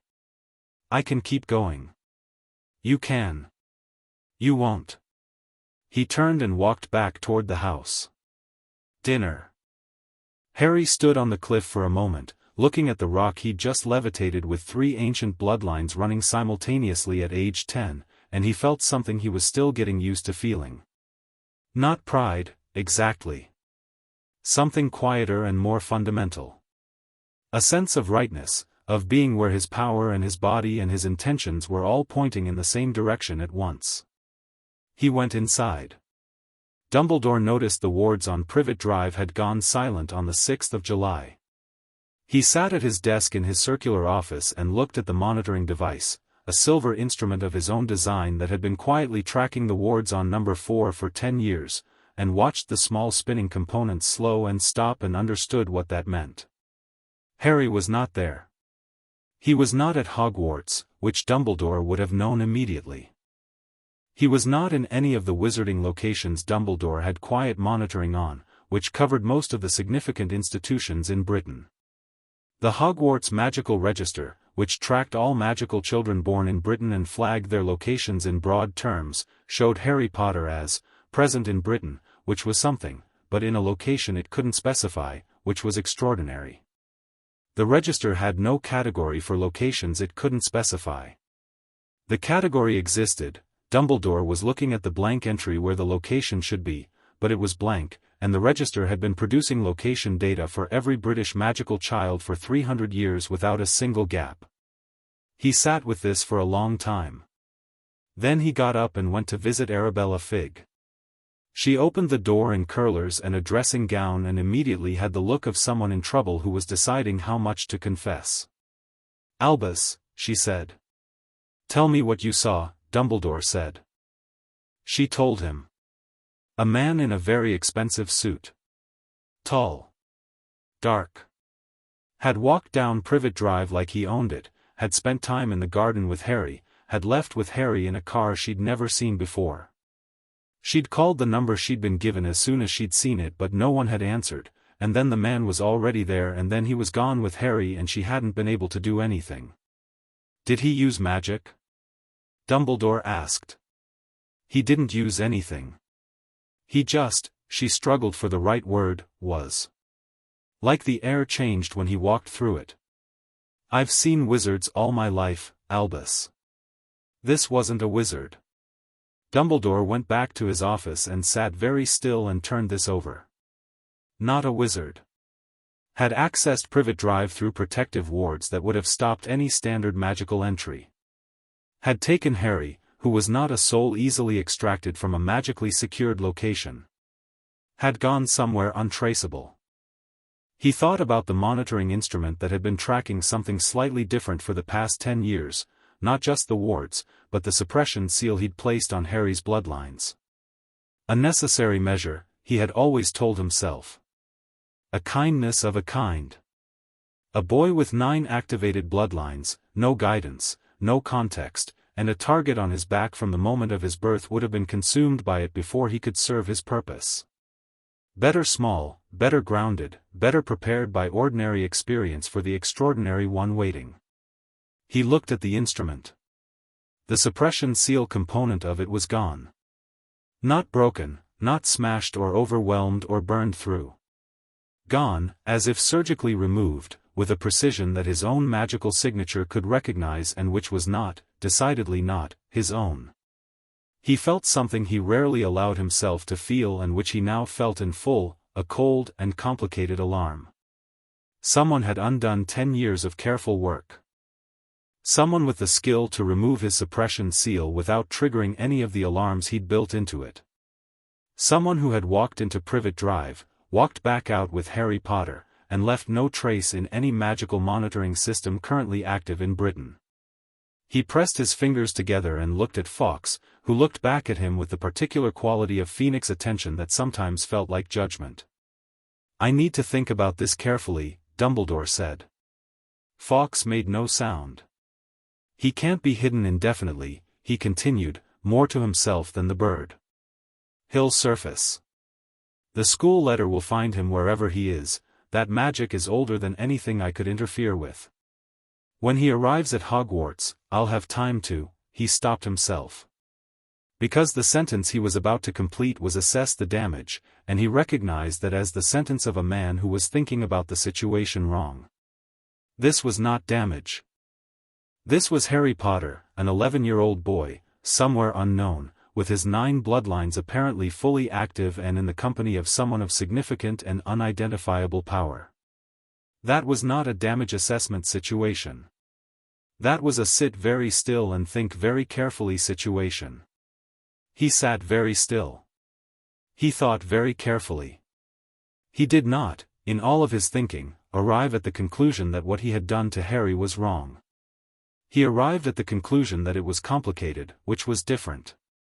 The seal had been necessary. The Dursleys had been necessary. The boy needed to be shaped by ordinary human experience before extraordinary magical power became his reality, needed to be someone who understood loss and smallness and the value of what he'd later be given. And someone had come and undone all of it, and the question now was not whether the plan was right but whether it could be recovered.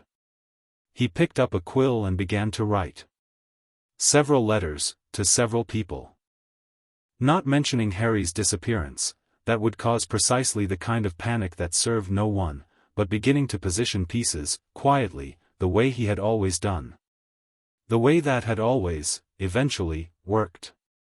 He did not consider that Harry himself might now have opinions about being positioned. On the cliff, 3 weeks in, something shifted. Harry had been working all morning on 4-line harmonization, emeries, Lucifer, Gryffindor, and Ravenclaw, the last of which had a crystalline quality, intellectual and precise, that he was increasingly fascinated by. The Ravenclaw line didn't amplify things. It clarified them. When he ran it alongside the emeries line's raw power, what he got was power with direction, precision at a scale that made the rock-moving exercises look like practice with a butter knife. He'd been levitating multiple rocks simultaneously in patterns, not because Lucifer had asked him to but because the Ravenclaw line suggested it as a more interesting problem than single-object work, and he'd followed the suggestion. He was holding 7 rocks of varying sizes in a stable orbit around each other when he felt it. The parcel tongue opened. Not gradually, not in pieces, it opened all at once, the entire language becoming available the way a book snaps open to a pre-broken spine, and he said, aloud and without deciding to, something that wasn't English. The sound was fluid and continuous and had a warmth to it that the word snake language suggested it shouldn't have, something that was almost song without being song. The 7 rocks dropped. He didn't notice. He stood on the cliff and listened to himself say something in a language he'd never studied and understood completely, every word of it landing with the certainty of mother tongue, and what he was saying, he realized after a moment, was, there you are, I've been waiting for you. Lucifer had come out of the house at some point during this and was standing on the step watching him with an expression that was carefully neutral but attentive. Harry stopped. He turned around. Did you hear that? I heard Parseltongue, yes. What did I say? Your first language apparently has a thing or two to say about its own arrival. He walked out onto the cliff. How does it feel? Harry opened his mouth and let it run for a moment, just letting the Slytherin line do what it was doing, a soft cascade of sound that moved differently in his mouth than English. Like it was always there, he said, in English, returning to it with the ease of someone who has just confirmed they speak 2 languages simultaneously. Like it was just, waiting. Behind the seal. Slytherin's line is the oldest of the Founders' 4. It predates Hogwarts as an institution. The Slytherin family had been practicing for generations before the school existed. The Parseltongue is the most visible expression but it's not the most significant. What is? The ability to understand what something wants, Lucifer said. Living things. Their nature, their intention, the direction they're moving. That's what the Slytherin line actually carries. The snake speaking is a side effect of listening at that frequency. Harry sat down on the grass, which he did sometimes when he was thinking through something significant. He sat cross-legged and the iridescence around him settled, all 9 sheens in their distinct colors, more organized now than they'd been at the beginning, better harmonized. Can I ask you something about Voldemort? Of course. He has the Slytherin line too. Or had it. Or a version of it. Harry looked at the sea. The prophecy says I have power he knows not. Not power he doesn't have, power he doesn't know. There's a difference. Lucifer sat on the grass beside him, which he did with the ease of someone who had given up on grass stains as a concern. Go on. I think the power he doesn't know is this. All 9. Because you can't. Harry worked through it carefully, out loud, the Ravenclaw line audible in the precision of his reasoning, you can't suppress yourself this much and understand this kind of power. If Dumbledore shaped him too, in whatever way, if Voldemort came up through a system that told him power was about domination and fear and accumulation, then he literally doesn't have a category for what 9 active bloodlines working in harmony feels like, because it doesn't feel like domination. It feels like, he paused, looking for the word. Like being entirely yourself, Lucifer said. Yes.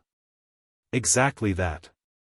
And if you've spent your whole life building a false self, a performance, a name you chose because the one you had wasn't good enough, you'd have no framework for what that power even is. Lucifer looked at him for a long moment. You've been thinking about this for a while.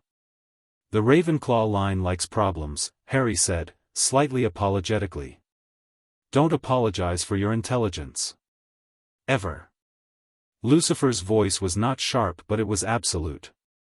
One of the most effective ways to make someone manageable is to make them embarrassed about the thing that makes them most dangerous. Harry absorbed this. Is that what Dumbledore did? Dumbledore put you in a cupboard and stole your inheritance money and suppressed your bloodlines, Lucifer said. What he intended and what he did are separate questions, and I'm not interested in debating his intentions. What he did was teach you to be small. The fact that it didn't entirely work is, he paused, and something in his expression, not quite pride but adjacent to it, moved briefly across his face, a testament to something in you that held. Harry looked at the dragon tooth he still wore at his throat.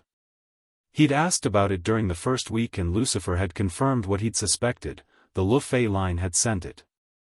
Wild magic, elemental magic, finding its heir before the seal could prevent it entirely, slipping through the crack in the suppression that Harry's own nature had produced. A tooth from a dragon that had never been anywhere near Surrey, delivered by 9-year-old Harry's inheritance because his magic had found a way to remind him, even sealed, that he was more than he was being allowed to be. I want to address Dumbledore, Harry said. Not yet. But at some point. I don't want to go to war with him. I want to look him in the face and have him explain himself to me, and I want to be standing on ground that's actually mine when that happens. That, said Lucifer, is a considerably more sophisticated response than most beings with a legitimate grievance manage. He looked at Harry with undisguised respect. What do you want from that conversation? I want him to know that I know, Harry said simply. The money, the seal, the cupboard. All of it. I want him to be in a room with someone who knows the full truth of what he did and has the standing to say so. He paused. And I want him to have to choose, in that room, who he actually is. Whether the things he told himself were true. And if he doesn't choose well?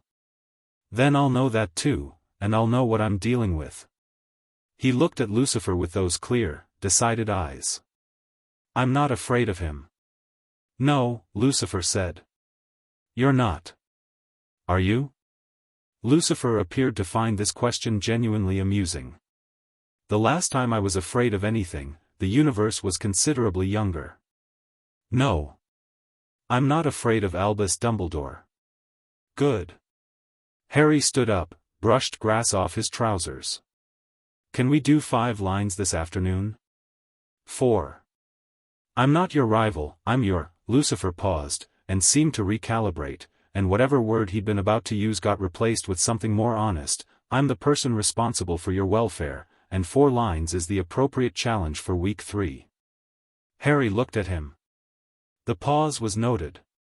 What were you going to say? Lucifer met his eyes. I was going to say mentor, he said. And then I considered that it wasn't entirely accurate. What would be accurate? A pause that had a different quality from Lucifer's usual considered pauses. This one was the pause of someone for whom the truth was available but the saying of it was navigating something unfamiliar. The person who intends to ensure you have everything you were supposed to have, he said finally. Which covers rather a lot. Harry held his gaze. Then he nodded, once, the nod of someone who has received a truth that matters and is treating it accordingly. Okay, he said. 4 lines, then. Week 4 brought the Peveril line.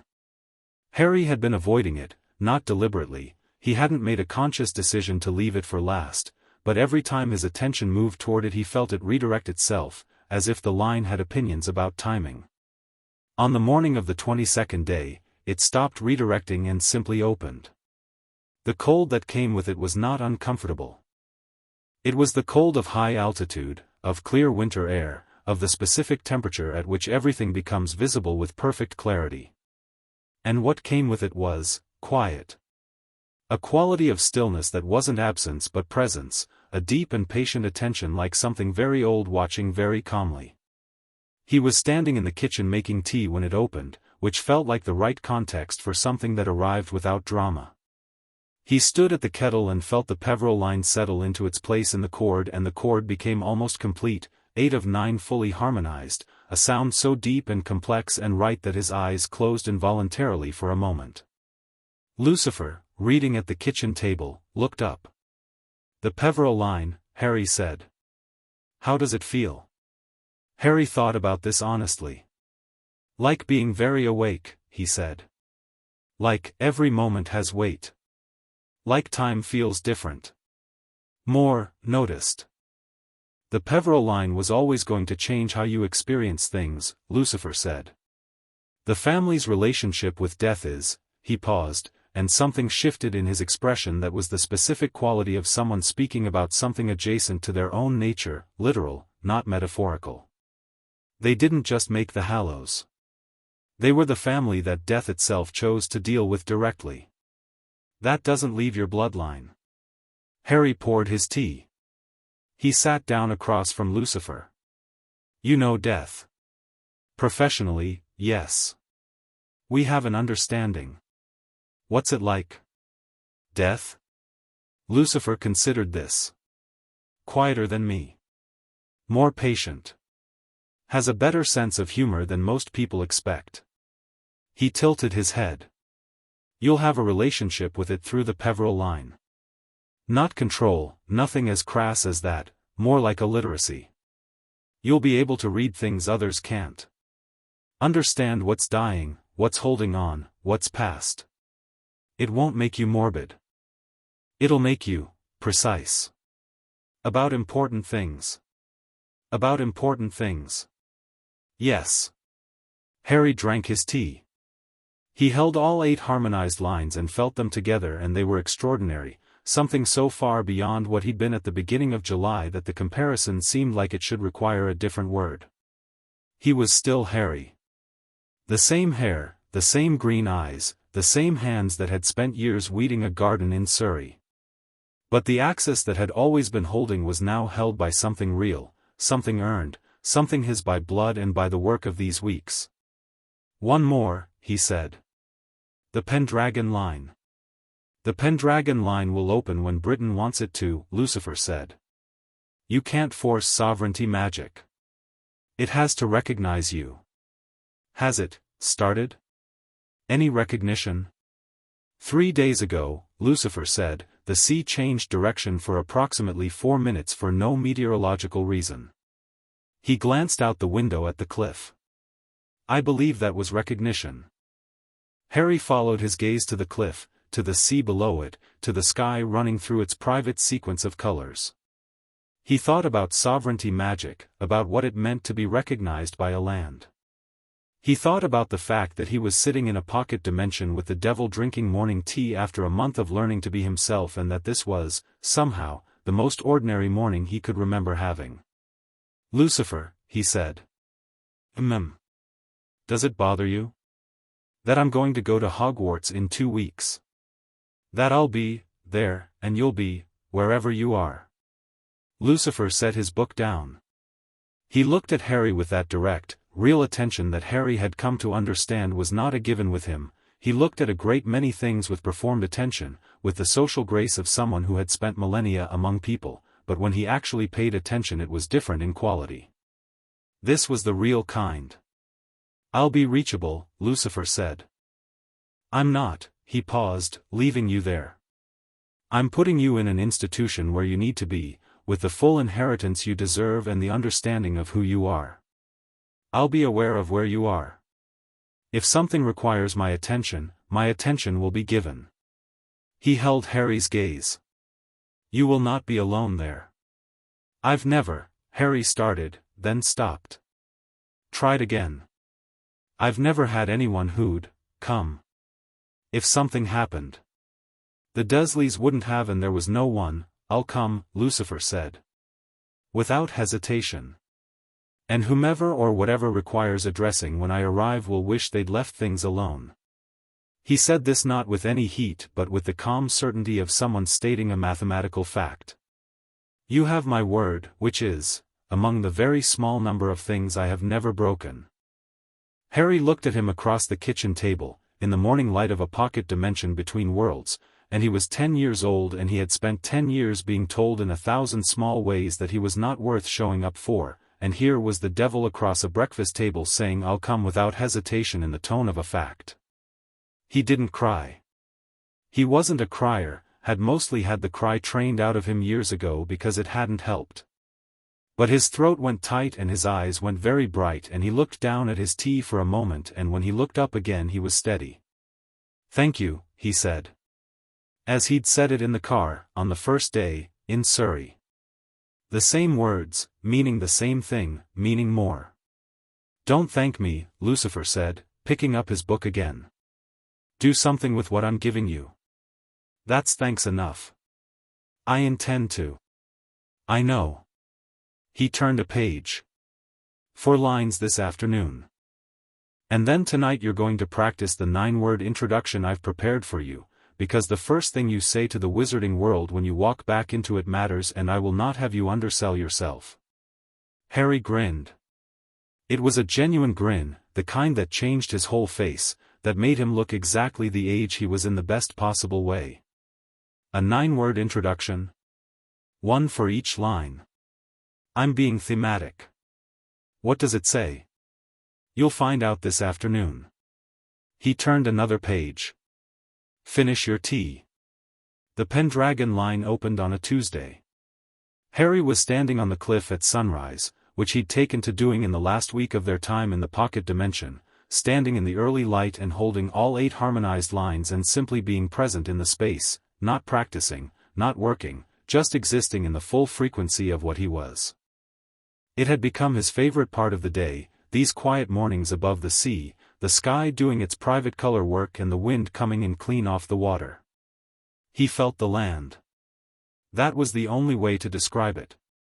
He felt Britain, not geographically, not as a map, but as something alive, something vast and old and with its own slow awareness, and it felt him back. It was the most peculiar sensation he'd ever had, a reciprocity, something that knew him and was deciding, in the unhurried way of things that had been doing their job for centuries, to acknowledge the acknowledgement. The cliff under his feet went warm. The iridescence around him shifted, all 9 lines present and now all 9 harmonizing, the long-sought chord complete at last, and the 10th frequency that joined them wasn't a bloodline at all, it was external. It was the ground itself, and it came up through his feet and through his bones and settled behind his sternum and the compression he'd carried his entire life that was now familiar as absence became absence itself, became gone, became nothing. He stood on the cliff in the sunrise and felt the completed chord for the first time. It was extraordinary. That was not enough. It was the most accurate word he had and it wasn't enough. He stayed there until Lucifer came out and said, "The Pendragon line." "Yes." "How does it feel?" Harry turned around. His eyes were very bright.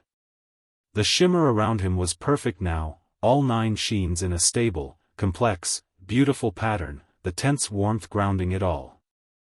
He looked at Lucifer and smiled and said, in a voice that had absolute certainty in it, the certainty of someone who has arrived somewhere they've been traveling toward for their whole life, "Like my name." Lucifer looked at him. Then he smiled back, and it was the most genuine thing Harry had ever seen on his face, unguarded and real and without any of the elegant distance. "Yes," he said. "That's exactly right." They had 1 week left in the pocket dimension. Harry used it well. Chapter 4, Diagon, Burning. They came back to the world on a Wednesday morning in mid-August, stepping out of the pocket dimension's exit point, a nondescript door in a Bloomsbury side street that hadn't been there the day before and wouldn't be there tomorrow, into London air that tasted of exhaust and the specific metallic warmth of a city that had been absorbing summer heat for weeks. Harry stopped on the pavement and breathed it in. He looked different. Not dramatically, he was still small for his age, still dark-haired, still wearing glasses, though Lucifer had replaced the taped pair with a new set that actually fit his face. But the difference was in how he occupied the air around him. The iridescence was visible to anyone with magical sensitivity, all 9 sheens in their organized complexity, and his posture had the natural vertical quality of someone who had found the ground and was simply standing on it. He looked at London with the same cataloguing attention he'd always had, but where before it had been the attention of someone assessing risk, now it was the attention of someone genuinely interested. "Right," he said. "Diagon Alley." "Diagon Alley," Lucifer confirmed. "You need robes, school supplies, and a wand." He paused. "The wand is going to be interesting. Because of the 9 lines. Because the 9 lines will have opinions about what they want to work through. Ollivander will either find it the most fascinating experience of his professional life or he'll need a lie down afterward. Possibly both." They walked. London moved around them with its usual complete indifference to any individual passing through it, which Harry found he liked. The city's anonymity was a different thing from the Dursleys' deliberate erasure. This was not "you don't matter," this was "everyone matters equally," which amounted to the same privacy but with a completely different emotional texture. The leaky cauldron was quieter at mid-morning than it had been in July. Tom behind the bar looked up, clocked Lucifer, and had the same reaction as before, that instinctive animal attention, the recalibration of the room. But this time his eyes moved from Lucifer to Harry and stayed there, and what moved across Tom's weathered face was something more specific than last time. Not just the recognition of something unusual. The recognition of something known. "Is that?" Tom started. "Good morning," said Harry pleasantly. Tom set down his cloth. He looked at Harry with the expression of a man doing rapid calculations. The iridescence. The green eyes. The scar, just visible at the hairline. "Merlin's beard," he said softly. "Just passing through," Lucifer said, in the same tone he'd used last time, and they walked through to the back wall. The bricks opened. They stepped through. Diagon Alley in mid-August had a different energy from early July, more purposeful, less browsing, the preterm urgency showing in the way people moved and the specific demographics of who was present. Older students who knew what they needed and were getting it efficiently. First years with parents, slower, more wide-eyed. Harry and Lucifer had made it approximately 40 feet into the alley when the first person stopped and stared. She was a witch in her 40s, shopping bag in hand, who had clearly been moving with the specific directional momentum of someone with a list to get through. She stopped because her magical senses had done what magical senses did in the presence of 9 active bloodlines, flagged something so significant that the body simply ceased forward motion. Harry looked at her. She looked at Harry. The iridescence was completely visible in the alley's magical saturation. He nodded politely and kept walking. The whispers started about 20 seconds after that. He could hear them, the Slytherin line made his hearing sharper in certain frequencies, and they were the specific whispers of a community that had spent 10 years treating a name as a concept rather than a person suddenly confronting the actual person. "Is that, could that be, did you see, 9 sheens, I've never seen," he kept walking. He was not performing his indifference to the attention. He was genuinely engaged with the alley, looking at shops with interest, noting what caught his attention, processing. The whispers were context, not definition. "Robes first," Lucifer said. "Then books, cauldron, the rest. Wand last." "Why wand last?" "Because Ollivander will want to talk, and will want to be done with the practical errands before we have a philosophical discussion about wood types and magical cores." Madame Malkin's robes for all occasions had 2 customers when they entered, a boy about Harry's age being fitted on a stool near the window, and a girl browsing the pre-made section with a woman who was clearly her mother. The fitting assistant looked up, assessed Lucifer's suit with professional admiration, then assessed Harry, then went slightly pale at the iridescence and recovered quickly.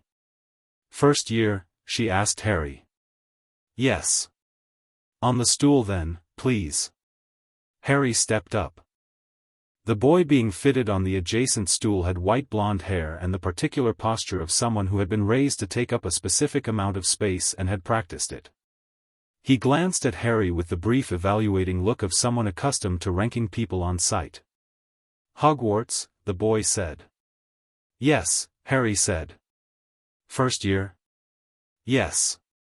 The boy seemed to decide that Harry had passed some initial assessment, and his expression shifted to something more open, the particular openness of someone who had been trained in social performance so thoroughly that this version of it looked natural. Draco Malfoy, he said. Harry Potter, Harry said. The name landed the way his name always landed in wizarding spaces, a beat of silence, a reorientation. Draco's gray eyes went to the scar, to the iridescence, back to the scar. His expression cycled through surprise and arrived at something that was trying to be casual and wasn't quite managing it. I've heard of you, Draco said. Most people have, Harry said agreeably. My father mentioned. Draco paused, recalibrating, clearly trying to reassemble the conversation he'd rehearsed for meeting Harry Potter with the actual person in front of him, who was not matching the rehearsed version. What is that? Around you. The light. Bloodline resonance, Harry said.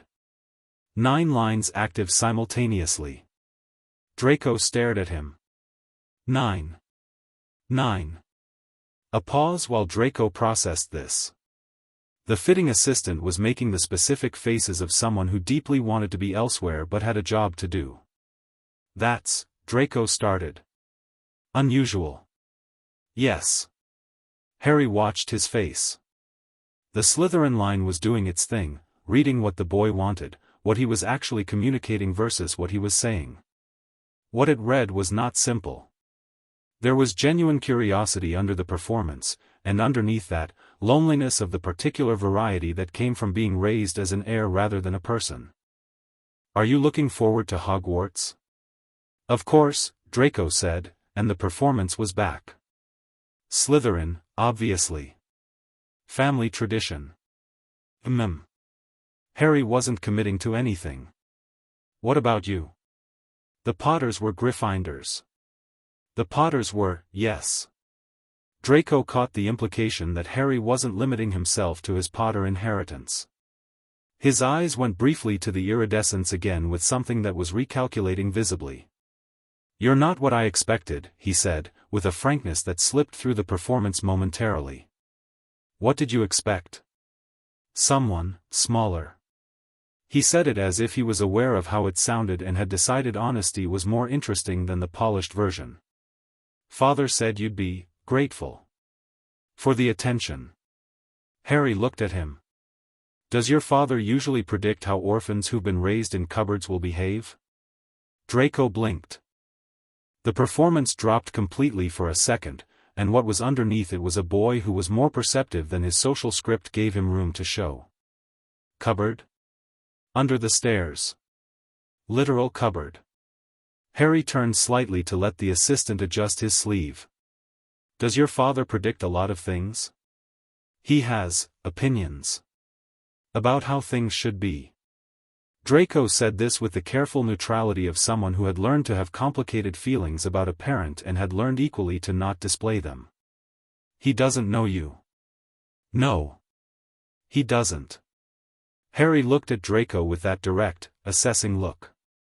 Neither do you, yet. Draco held his gaze. Something shifted in the gray eyes, the performance settling into something more considered. I suppose not, he said.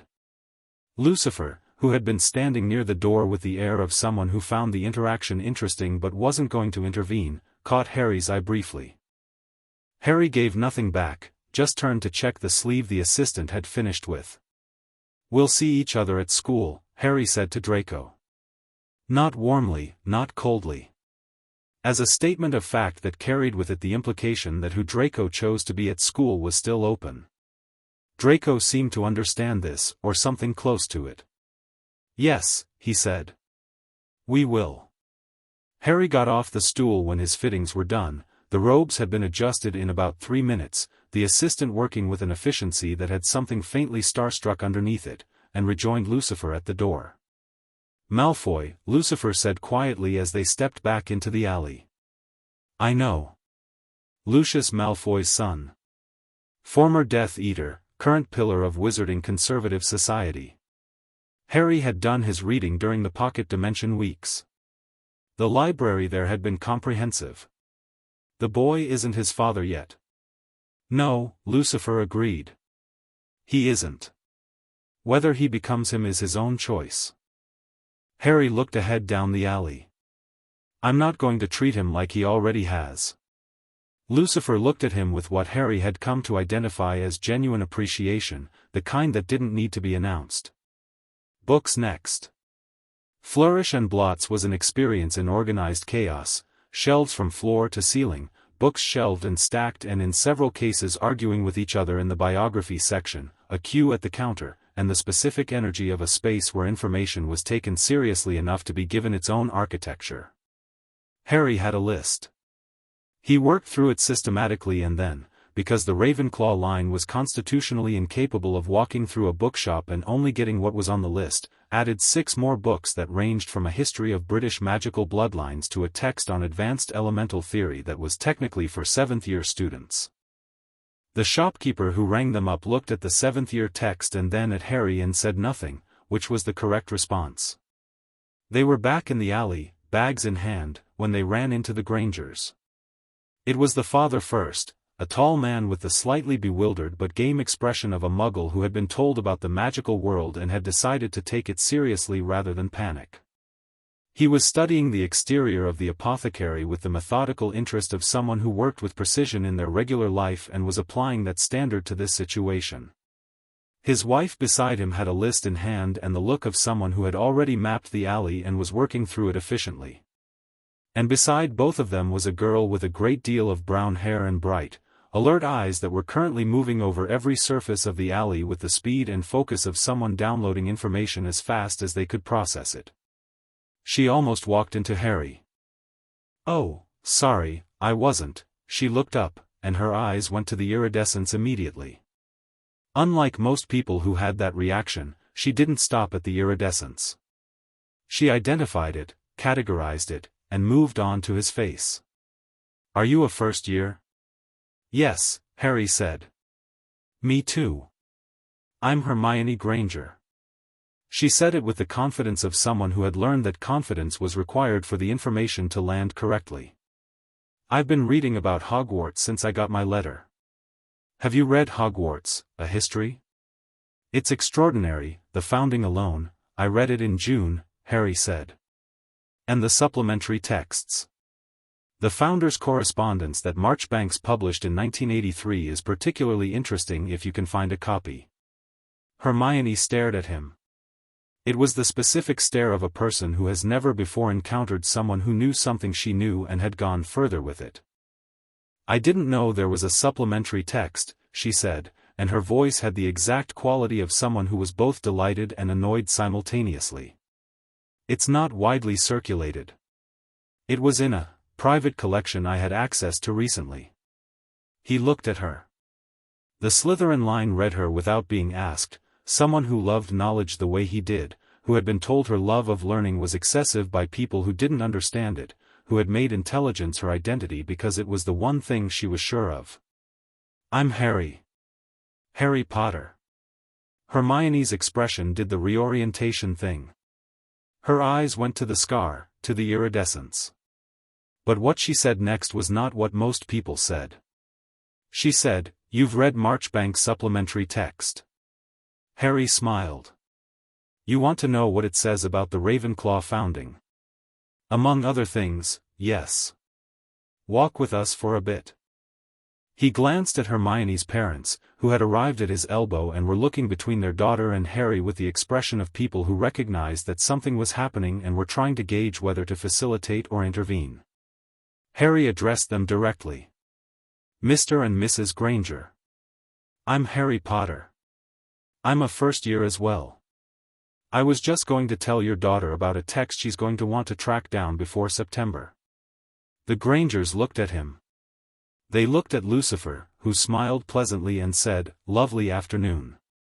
The alley is well worth the detour, I find." "Yes," Mr. Granger said, with the tone of a man deciding something. "It is." He extended a hand to Harry. "Dan Granger." Harry shook it. It was a firm handshake, equal, no performance of authority in it either direction. Harry noticed. He liked it. They walked together for a stretch of alley while Harry told Hermione what Marchbank's text said about Rowena Ravenclaw's original vision for magical education, that it hadn't been about intelligence as a sorting criterion at all, but about the willingness to be wrong, to discover, to revise. Hermione listened with an intensity that was almost physical, asking 3 questions before he'd finished his first paragraph, the kind of questions that proved she'd already understood what he was saying and had moved ahead to the implications. That changes the entire interpretation of the sorting, she said. If intelligence was never the criterion, then the sorting into Ravenclaw has been misapplied for, possibly centuries. Dumbledore would know this, he studied under. Yes, Harry said. He would know. They looked at each other briefly over the top of that sentence and something passed between them, a recognition, 2 people with the same instinct for following an idea where it went and the same discomfort about where this one led. I'd like to read Marchbank's, Hermione said. I'll get you the reference. We can write to the archive together. Harry looked at her. We should probably look out for each other at school. I imagine we're both going to end up doing things that aren't on the standard curriculum. Yes, Hermione said, with a certainty that suggested she'd already assumed this and was glad someone else was assuming it too. I'd like that. Her parents, who had been listening to this entire exchange with the specific bewilderment of Muggle professionals watching their child navigate a world they couldn't follow, managed simultaneous expressions of relief and mild alarm. Lucifer, walking slightly behind, caught their eyes and said, quite genuinely, she'll be fine. He's a good person to know. You're his, Dan Granger started. I'm a family associate, Lucifer said. Complicated to explain. Not worth worrying about. Emma Granger, who was clearly the sharper of the two and had been eyeing Lucifer with the focused assessment of someone who had her own considerable intelligence and wasn't easily misdirected, said, You're not a wizard. No, Lucifer agreed, pleasantly. I'm not. What are you? He smiled. Complicated to explain, he said again. Not worth worrying about. Emma Granger looked at him for another second, decided she'd catalogued what she needed to, and returned her attention to her daughter. They parted at the junction of 2 alley branches, Hermione and her parents heading toward the apothecary, Harry and Lucifer toward Ollivander's. Hermione turned back at the corner and said, I'll look for you on the train. Platform 9 3/4, Harry said. September 1st. I know what platform, she said, and walked away. Lucifer watched this exchange with an expression that was doing something he didn't normally let his expressions do. You've made a friend, he said. She's intelligent, she doesn't perform deference to things just because they're established, and she noticed the iridescence and moved straight past it to ask what I'd read. Harry looked at the corner she'd turned. Yes. I think I have. They were halfway to Ollivander's when the third encounter of the day happened. It started as shouting, not the shouting of a fight, but the shouting of a boy who had found something upsetting and was dealing with it in a public place. The voice was high and slightly wobbly and coming from the entrance to the apothecary 2 doors ahead of them, and when Harry and Lucifer drew level with it they found Neville Longbottom sitting on the ground outside the shop with his knees up and a toad in his hands and the specific expression of someone who has been having a series of bad days, and this is the latest entry. A woman, his grandmother, from the hat and the posture, was standing over him saying something precise and measured that had the quality of precision used in place of warmth, the kind of correctness that filled the space where comfort should have been. Get up, Neville. You're making a scene. Trevor jumped, Neville said, holding the toad up slightly as evidence. I thought he was gone, Gran, I couldn't, he's clearly in your hands. Get up. Harry had stopped walking. He crouched down to Neville's level without prelude. Is that Trevor? He said. Neville looked up. His eyes were red-rimmed. He looked at Harry with the instinctive caution of someone who had learned that strangers showing interest was usually followed by something unkind. How did you know his name? Lucky guess. Trevor's a good name for a toad. Harry looked at the toad, which looked back at him with the placid equanimity of a creature that felt no obligation to be interesting. Horned toad. Looks like he's got good color. He's an English common toad, Neville said, and the wobble in his voice was steadying, because someone asking about his toad was not a category of interaction he'd been prepared for. He doesn't really do anything impressive. Toads weren't kept as familiars because they do impressive things, Harry said. They were kept because they have a relationship with the earth. Herbological magic specifically, a lot of the old growth working used toad familiars because they're sensitive to what's in the soil. He looked at Neville. You're interested in herbology. Neville stared at him. How? You're holding your toad the way someone holds something they've had a long time and care about properly, not the way someone holds a trophy. And you've got dirt under 2 of your fingernails that doesn't look like it came from sitting on the pavement just now. Harry tilted his head. Plants? Yes. Neville stood up, slightly dazed, one hand still holding Trevor. He was round-faced and not particularly tall and had the general quality of someone who had been told they were unremarkable so many times they'd started to believe it and were not entirely sure how to operate when someone contradicted it. I'm Neville Longbottom. Harry Potter. The usual reorientation. But Neville's version of it was different from Draco's, less recalculation and more something surprised and slightly overwhelmed, like someone who had been expecting one type of day and was now in a different one. Oh, he said. Hogwarts first year? Yes. Me too. Harry stood up. He looked at Augusta Longbottom, who had been watching this interaction with the expression of a woman who was strict because she cared and had never been told there was another way to show it. He addressed her directly. Mrs. Longbottom. Your grandson knows more about plant-based magic than most adults I've met. He should feel free to show that. Augusta Longbottom looked at him with sharp, intelligent eyes that had clearly assessed Harry Potter and his 9-sheened iridescence and his complete ease and had drawn several conclusions she wasn't ready to voice. He's a Longbottom, she said, which contained multitudes, most of them complicated. Yes, Harry said. He is. He left that sentence where it was, which was more effective than anything he could have added to it. He and Neville exchanged a look. Neville's look said, I don't know what just happened, but I think it was good. Harry said it was. They didn't need to negotiate this further. September 1st, Harry said. Train. Train, Neville confirmed, as if this were a settled arrangement rather than a 40-second acquaintance. They walked on. Ollivander's was exactly as every account of it suggested, small, dusty, and pervaded by the particular quality of a space where things waited. The boxes on the shelves went back into shadow, their quantity implied more than visible, and the shop had the specific quiet of somewhere that expected to be taken seriously. Ollivander appeared the way he always did, out of nowhere, moving in the peripheral vision rather than through the door, silver eyes arriving before the rest of him seemed to solidify. He looked at Harry. He went still. Not the still of someone surprised, but the still of someone who had been in the business of understanding magical individuals for 70 years and was currently receiving more information than they'd expected to in a single afternoon. Interesting, he said. And then, to Lucifer, without looking away from Harry, I don't believe we've met. No, Lucifer said pleasantly. You're not a wizard. Still no. What are, he's with me, Harry said. Ollivander's silver eyes moved to Harry and something in them shifted, recognizing the way the sentence had been constructed, who was the subject of it.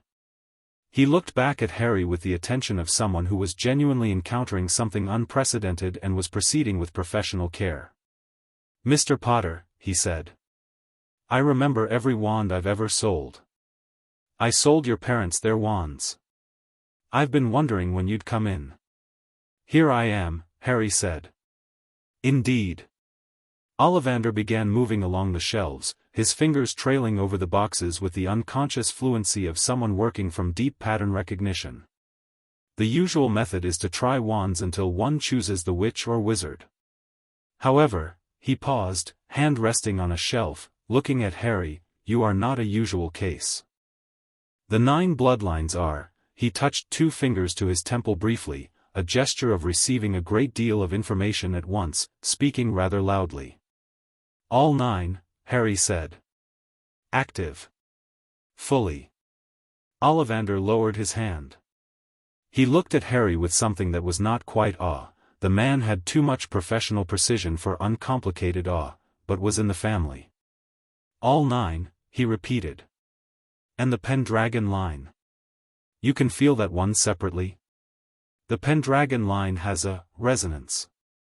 It changes the quality of magic around it. The air in this shop is currently, he seemed to taste it, different from how it was this morning. He moved more purposefully now, pulling boxes from shelves, discarding them, replacing them, with an efficiency that suggested the usual fumbling try-everything approach had been abandoned entirely. Sit down, Mr. Potter.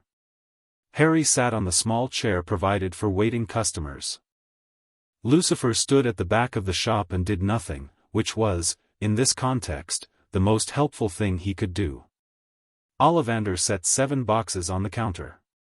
He looked at them, touched one, put it back. Pulled a different box.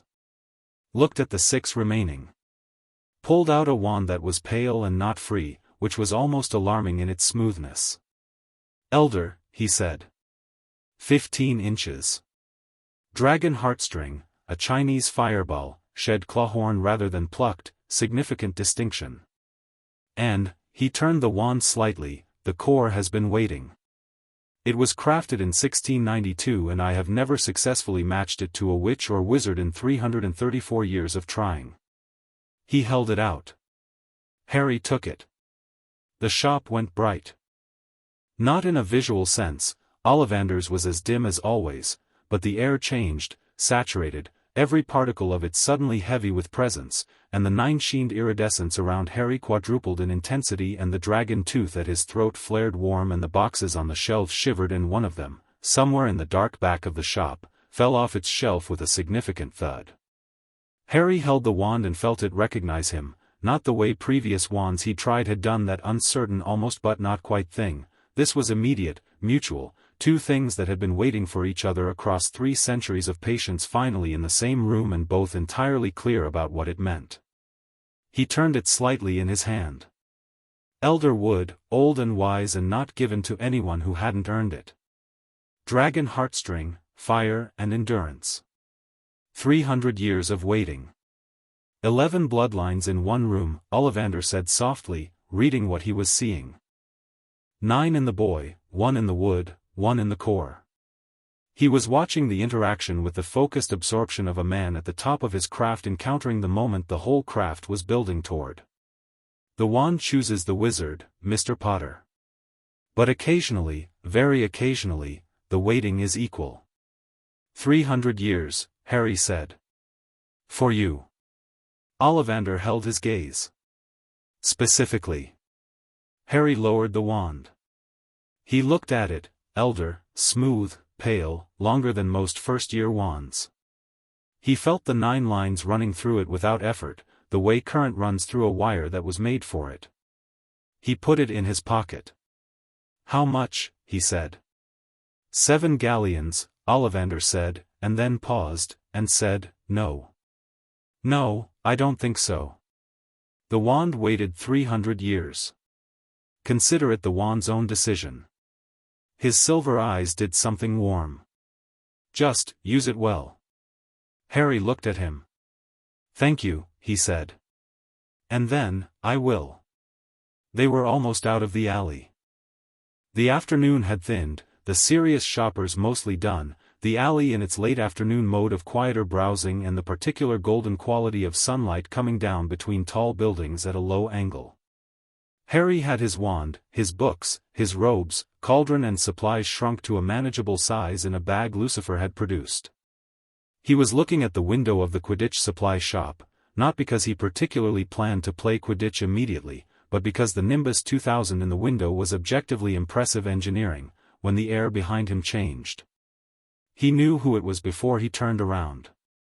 The Emery's line, which was most sensitive to concentrated magical power, registered it first, a significant presence, old, controlled, deliberate, the signature of someone who had been doing precise magic for a very long time. The Peveril line registered its second, a different quality, the specific note of someone who had reckoned with death so many times they carried it in their pattern. He turned. Albus Dumbledore was standing at the alley's edge, blue eyes behind half-moon glasses, silver beard precisely maintained, robes immaculate. He had the quality of a man who had chosen his entrance and was inhabiting it with full awareness of what he was doing. Not threatening, nothing as crass as that. Simply present, the way very powerful people were present, fully occupying their space in the fabric of things. His eyes moved to Harry and stayed there. For a moment nothing happened. The alley continued around them, oblivious, the late afternoon sun making long gold shapes on the cobblestones. Then Harry said, in a pleasant, conversational tone that carried the complete absence of surprise, "Headmaster Dumbledore." Dumbledore's eyes, which had been doing the complex work of reading the nine-sheened iridescence, the Elder Wand's outline in Harry's pocket, the straightness of Harry's posture, all of it, refocused slightly. He had expected many possible versions of this first meeting. This tone was not among them. "Harry," he said, and his voice was warm, the warmth of someone who had decided on warmth as a strategy but had used it often enough that it had also become somewhat real. "I am very glad to see you safe." "I'm quite safe, thank you," Harry said. "Have been all summer." "You left Privet Drive without telling you?" Harry said. "Yes. I did." He held Dumbledore's gaze with perfect steadiness. "Was I supposed to?" Dumbledore paused. A brief pause, expertly managed. "Your aunt and uncle were quite concerned." "My aunt and uncle," Harry said, "kept me in a cupboard under the stairs for 10 years. I'm not sure their concern is the relevant variable in this conversation." Another pause. Longer this time. Dumbledore's eyes moved to Lucifer, assessed him, attempted to categorize him, failed to categorize him, moved back to Harry. "And your companion?" "A family associate," Lucifer said pleasantly. "Complicated to explain. Not worth worrying about." Dumbledore looked at Lucifer with the eyes of a man who had been alive for 150 years and had learned to read people with considerable accuracy and was currently having that skill operate without producing a satisfying result. Something in his expression registered this. Then he looked back at Harry. "There are things I'd like to explain to you," Dumbledore said. "About the choices that were made. About your placement." "I've been to Gringotts," Harry said. The sentence landed. Dumbledore went very still. Not the performed stillness of a careful man, but the genuine stillness of a person who has heard a sentence that reorganizes their understanding of a situation entirely. His eyes remained on Harry's face and did not move. "I know about the seal," Harry said. He wasn't angry. His voice was even and precise and clear, each word placed exactly where it needed to be. "I know about the date it was placed. I know about the account transactions. I know about the unauthorized proxy manager." He paused. "I know everything, Headmaster." The goblins were very thorough. The alley continued around them. A child ran past with a broomstick handle, laughing. Somewhere a shop door opened and closed. Dumbledore said, "I can explain the reasoning." "I didn't ask for your reasoning yet," Harry said. "I'm telling you what I know. So that we're both clear, in this conversation, about what ground we're standing on." He met the old man's eyes without any hesitation. "I know what you did. I know why you did it, because it's not actually complicated. A boy with 9 active bloodlines and a prophecy attached to his name is significantly harder to position than one who doesn't know who he is. I've been thinking about the logic of it for weeks." He tilted his head slightly. "It's not stupid, as strategies go. It was just wrong." Dumbledore looked at him. And for the first time in the conversation, something genuine moved in the blue eyes, not the performed warmth, not the strategic assessment, but something more honest. The expression of a man who is very good at justifying himself to himself encountering a voice that isn't coming from inside his own head. "You are very like your mother," Dumbledore said quietly. "I'll take that," Harry said. "Harry. Everything I have done has been in service of protecting you.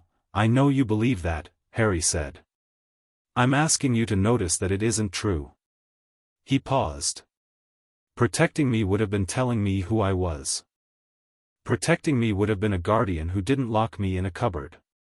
Protecting me would have been the vault money that paid for my schooling going to my schooling and not to," he paused, making the decision not to itemize in public, elsewhere. Dumbledore was silent. Lucifer said nothing. He stood slightly behind Harry and to his left with his hands in his pockets and the expression of someone watching a chess match in which all the moves were exactly what they should be. "I'm coming to Hogwarts," Harry said. "I'm looking forward to it, genuinely. I believe you run it well in most respects. I'd like to learn there." He held Dumbledore's gaze. "I'd also like you to know that I will not be managed. I will not be positioned. I will not be kept ignorant for my own good." He paused. "We can have a functional relationship built on honesty, or we can have a complicated one built on your continued attempt to shape outcomes without my knowledge. I'd prefer the first. But I'm prepared for either." He said all of this in the tone of someone stating preferences about a restaurant, clear and personal and without drama. Dumbledore looked at him for a long moment. The blue eyes were doing something complex. "You are not what I expected," he said finally. "No," Harry said. "I'm not what you planned for either." He picked up his bag. "I'll see you on September 1st, Headmaster." He walked past Dumbledore and back toward the leaky cauldron. Lucifer walked beside him. When they were 15 feet away, he said quietly, 9 points for precision, -1 for not letting him try to answer. He was about to say something interesting. "He can say it on September 1st, Harry said. "He'll have had more time to mean it by then." Lucifer considered this. "The Ravenclaw line," he said. "And a bit of Le Fay," Harry said. "The part that doesn't wait for anyone." They walked out of Diagon Alley, through the leaky cauldron, Tom watching from the bar with an expression that suggested he'd need several days to process what he'd just seen come through his establishment, and back into London, where the evening was settling in gold and long shadows and the ordinary, unheroic business of the city going about its business. Harry had his wand. He had his books. He had his robes and his supplies and his vault keys and his Marchbanks reference for Hermione and a plan to find Neville on the train on September 1st. He had, somewhere behind him in a closed alley, left Albus Dumbledore standing in the late sun with the particular expression of a man who had been planning a story for 10 years and had just discovered that the protagonist had been writing his own version the whole time. He touched the dragon tooth at his throat and walked into London and felt Britain under his feet, warm and old and knowing, and Britain felt him back. Chapter 5, The Sorting of Something Unprecedented. The Hogwarts Express left King's Cross at 11 o'clock on the 1st of September, and Harry was on it 10 minutes early. He'd arrived at the barrier between platforms 9 and 10 with his trunk, his owl, a snowy owl he'd named Solaire, for reasons connected to the Le Fay line's relationship with light, and the particular focused energy of someone who had been building toward a moment and was now arriving at it. He'd gone through the barrier alone, which was the same as most things in his life, and had found a compartment near the middle of the train and sat down and watched the platform fill. Lucifer had driven him to King's Cross. He'd parked the Aston Martin in a space that didn't technically permit parking, which was a pattern, and had walked with Harry as far as the barrier. He'd straightened Harry's collar, not because it needed straightening, but because it was the kind of gesture that meant something different from what it was, and had said, "Remember the cord." "All 9, Harry said. "And the ground. Always the ground." "And if Dumbledore—" "I know," Harry said. "I'll handle it." Lucifer had looked at him for a moment with that real attention, the kind that wasn't social. Then he'd said, "You're going to be extraordinary." "You don't lie," Harry said. "No," Lucifer agreed. I don't. He'd walked back to the car, not looking back, because they'd both agreed implicitly that looking back was not the tone of this departure. Harry had gone through the barrier and found his compartment and settled in and was fine, completely fine, and the small complicated feeling in his chest about the car pulling away from King's Cross was noted and filed and was not going to be given more airtime than it deserved. The platform was filling up. He watched through the window. Neville found him first. He arrived at the compartment door in a rush, Trevor in his hands, slightly out of breath, and looked in with the expression of someone who had been hoping to find this specific compartment and was relieved to have done so. "You're here," he said. "I said the train," Harry said. "You did." Neville pushed the door open and came in, settling his trunk with the organized care of someone who'd been thinking about how to pack for a while. "Gran gave me a very long speech this morning about Gryffindor and the family tradition and not embarrassing myself. What do you want to be sorted into?" Neville blinked. As if the question was unexpected, which it probably was. Well, Gryffindor, obviously. Family tradition. Is that what you want, or what you've been told to want? A pause. Neville looked at his toad, who offered no opinions. "I don't know," he said. "Is that bad?" "It's honest." Harry looked at him. "The sorting hat reads what's actually in you. It won't be distracted by what you've been told to be." He paused. "What are you good at?" "Herbology," Neville said immediately, without the hesitation he usually applied to statements about himself. "I'm good at herbology. Plants, I understand them." "They don't," he stopped, seemed to be deciding whether to continue, "they don't make me feel stupid." "Then you're not stupid," Harry said. "You're in the wrong environment. A plant doesn't grow badly because it's a bad plant. It grows badly when the soil is wrong." Neville stared at him with the expression he'd had in Diagon Alley, the overwhelmed, slightly dazed quality of someone who keeps encountering someone who says the things they needed someone to say years ago. "You're very strange," he said. "Probably," Harry agreed. Hermione arrived 12 minutes later, knocked on the compartment door despite it being open, and said, "Is there room?"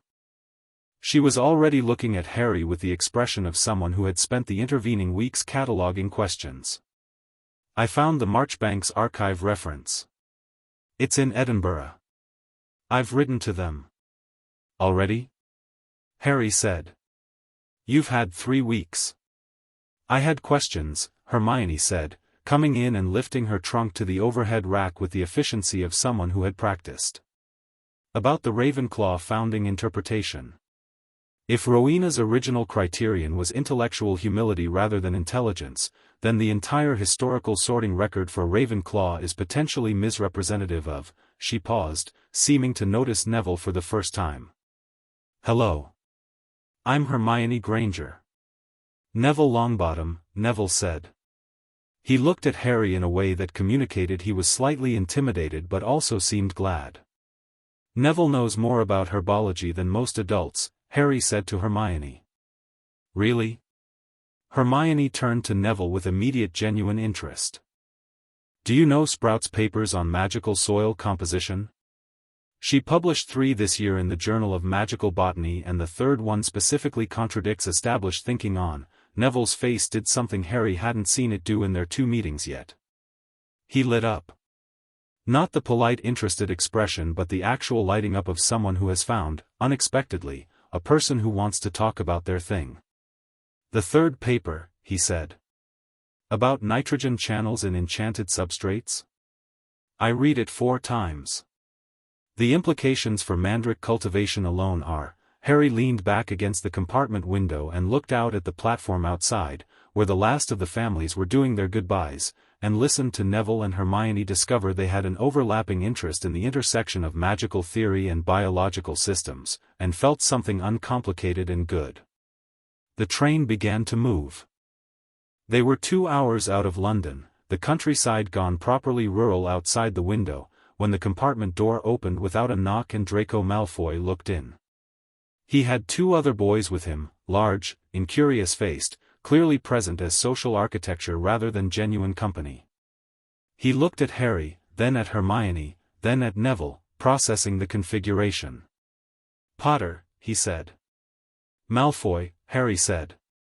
"Thought you'd want company on the train." "I have company," Harry said.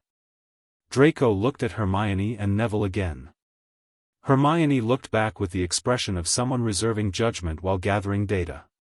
Neville looked at his toad with the focused attention of someone practicing invisibility.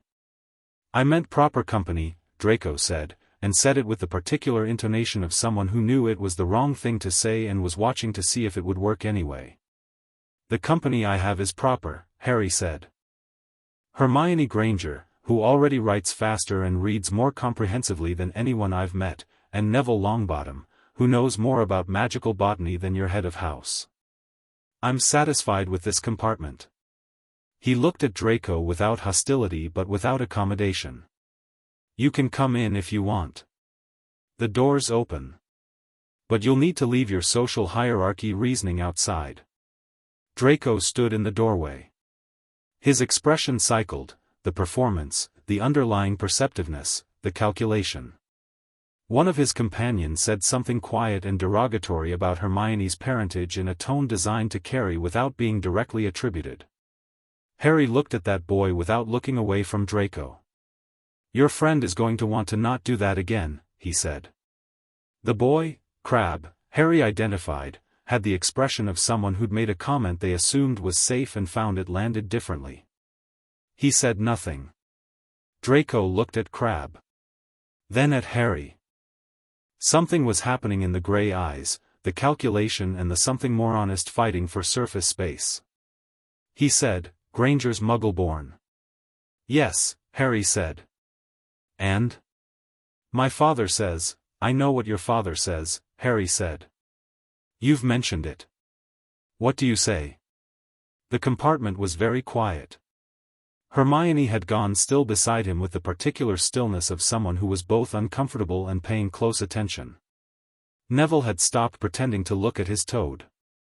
Draco Malfoy stood in the doorway and had, Harry could see through the Slytherin lines quiet reading, a genuine internal conflict. Not the dramatic kind, not a road to Damascus crisis, just the ordinary difficult moment of a boy who had been handed a set of beliefs about the world and was standing in front of evidence that they didn't work, and hadn't yet decided what to do with that. He said, "I'll see you at the sorting." He left. Crabbe and Goyle followed. The compartment held the absence of them for a moment. "He's not sure," Neville said quietly, which surprised Harry. It was a perceptive read from someone who'd been practicing invisibility a moment ago. "No," Harry agreed. "He's not." Hermione looked at Harry. "He was going to say something unkind about me." "He was going to do what he's been trained to do," Harry said. He stopped. He looked at her. "That's worth something. Is it enough?" "I don't know yet." He looked back out the window. The hills were getting steeper, the sky lower, the particular quality of northern British twilight settling in, long and grey and complicated and beautiful. "Ask me at the end of the year." The boats across the lake were everything the book suggested and more. Harry sat in a boat with Hermione and Neville and let the castle come toward them in the darkness and felt Hogwarts before he saw it fully, felt it in the Pendragon line, which was reading the castle the way a hand reads familiar braille, the land itself recognizing him and the castle recognizing the land recognizing him, a chain of acknowledgement that moved through his feet and up through his bones and made him sit forward in the boat without deciding to. The castle was alive. He'd known this in an intellectual sense. He knew it now in a different way, the way you know fire is hot before you've ever touched it and the different way you know it after. "It's extraordinary," Hermione said softly. "Yes," Harry said. "Are you all right?" She was looking at him with the perceptiveness she applied to most things. "You look like you're hearing something." "I am," he said. "Sort of." "The castle," he paused, trying to find a framework for it that made sense without the context of the pocket dimension weeks, "knows I'm here." Hermione looked at the castle, then at him, then processed this. The Bloodlines, she said. The Bloodlines. Which one specifically respond to the Pendragon line, mostly. But all 9 have something to say about this place. He looked at the castle. 3 of the founders are in my bloodline. Hogwarts was built by people whose magic runs in me. He searched for the word, recognizing itself. Hermione was quiet for a moment. Then she said, "That's probably going to affect things." "Probably," Harry agreed. "The sorting," Neville said from the other end of the boat. "The sorting," Harry confirmed.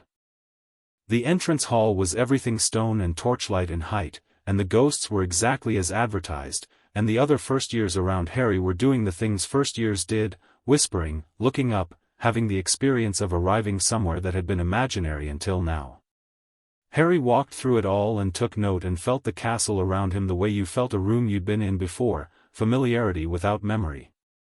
Professor McGonagall met them, and she was exactly the kind of person the Ravenclaw line appreciated immediately, precise, intelligent, no nonsense in the particular way of someone who had strong feelings about what nonsense was and maintained consistent standards. She looked at the group of first-years with the practiced eye of someone who did this every year and found it important regardless. Her eyes stopped on Harry. Not because of the scar, she'd have been expecting the scar. They stopped because of the iridescence, which was fully visible in the magical saturation of the castle, all 9 sheens in their organized complexity, and because the castle itself, she'd been in this building for 40 years and she knew its moods, had changed quality when Harry walked through the door.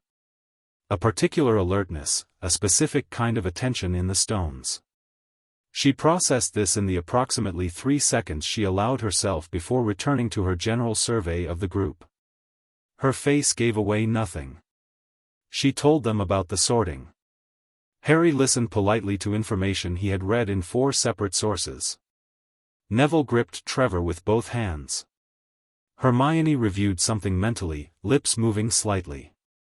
Then the ghosts came through the wall, which startled everyone except Harry, who had been hearing them coming through the Peveril line's quiet death-adjacent awareness for about 30 seconds before they arrived. The taller ghost, the Bloody Baron, from the Slytherin line's immediate and specific recognition, looked at Harry. Stopped mid-float. Looked at him with the focused attention of a centuries-old spirit who did not typically find things surprising and was currently finding something surprising. Harry looked back at him. Nodded, slightly. The Baron drifted on. Hermione, who had been watching this exchange, said very quietly, "What was that?" "The Peveril line," Harry said, equally quietly. "The dead can see it. We have," he considered, "a kind of mutual recognition. That's either very useful or very concerning. Probably both." The Great Hall was the Great Hall, bewitched ceiling, floating candles, for long tables, the weight of centuries in the stones, and the particular specific magic of an institutional space that had been performing the same rituals so many times it had worn grooves in reality. The first-years filed in. Harry walked with them and felt every step register in the Pendragon line, Britain's magic in the bedrock under his feet, old and patient and fully attentive. The students at the 4 tables were doing the things students did, looking at the new intake, assessing, whispering. Harry heard his name pass down the Gryffindor table like a wave, heard it move to Ravenclaw, then Hufflepuff, Slytherin last because Slytherin kept its reactions internal. The iridescence was visible from a considerable distance in the hall's magical saturation, and the whispers had a different quality from the usual "That's Harry Potter." They were adding something, trying to describe what they were seeing, and finding their vocabulary insufficient. The Sorting Hat sat on its stool. Harry had read about the Sorting Hat. He had not read anything that prepared him for the specific sensation of an ancient magical object reading the magical field of the room and then going, perceptibly and in front of several hundred students, very quiet. Not the quiet of something idle. The quiet of something recalibrating. The song happened. Harry listened to it with the Ravenclaw line's intellectual attention and noted 3 places where the historical narrative in it was incomplete, and 1 place where it was actively misleading, and filed this for later. Abbott, Hannah. The sorting began. Harry stood in line and watched it and used the time to feel the hall, the castle around him, the lines running through it, the 9 frequencies interacting with a space that had been built partially by the families those frequencies came from. The Gryffindor line recognized something in the Gryffindor table's stone, a resonance like 2 tuning forks of identical pitch placed close together. The Slytherin line felt the dungeons beneath them, deep and cool and very old. The Ravenclaw line read the enchantments in the ceiling with a pleasure that was almost aesthetic. Names were called. Students sorted. The hall breathed its own rhythm. Granger, Hermione. Hermione walked up with the posture of someone who had already made her peace with whatever happened and was going to receive the result with intellectual honesty. She sat. The hat went on. 30 seconds, a genuinely long deliberation for the hat, which usually managed under 10, and then, Ravenclaw. Hermione looked, briefly, surprised. Then she looked like someone who had received information that required reorganizing several assumptions, which for Hermione was the same as looking thoughtful. She walked to the Ravenclaw table and sat down, and Harry caught her eye and smiled, and she shook her head slightly with the expression of someone whose self-model had just been usefully complicated. Longbottom, Neville. Neville walked up holding Trevor like a talisman. The hat went on. Almost immediately, Hufflepuff. There was a brief silence in the hall of the kind that followed unexpected results. Neville stood up and looked at the Hufflepuff table and then at his hands and then at the hall, and something moved across his face, not disappointment, something more complicated and more honest. He walked to the Hufflepuff table, and the Hufflepuffs, who were generous with their welcomes, received him warmly, and Harry watched the specific moment Neville's posture changed, the particular way a person's body does something when they arrive somewhere they didn't know was home. Malfoy, Draco. Slytherin. Less than 3 seconds. The hat barely landed. Draco walked to the Slytherin table with the posture of someone who had been expecting this and had complicated feelings about getting exactly what they expected. Names continued. Potter, Harry. The hall went quiet. Not the ordinary between sortings quiet, but a different quality, a collective attention that had been building since Harry walked in. He walked to the stool and sat down, and the sorting hat was placed on his head, and the hall disappeared into the hat's interior darkness. The hat spoke. It didn't speak the way the books described, not a voice so much as a presence, something that interfaced directly with the mind rather than the ears, and it was immediately clear that the hat was not having the ordinary sorting experience. Well, it said, and the word carried a quality Harry associated with the Ravenclaw line at its most precise. This is the most interesting head I have sat on in 400 years. Thank you, Harry said. Not a compliment.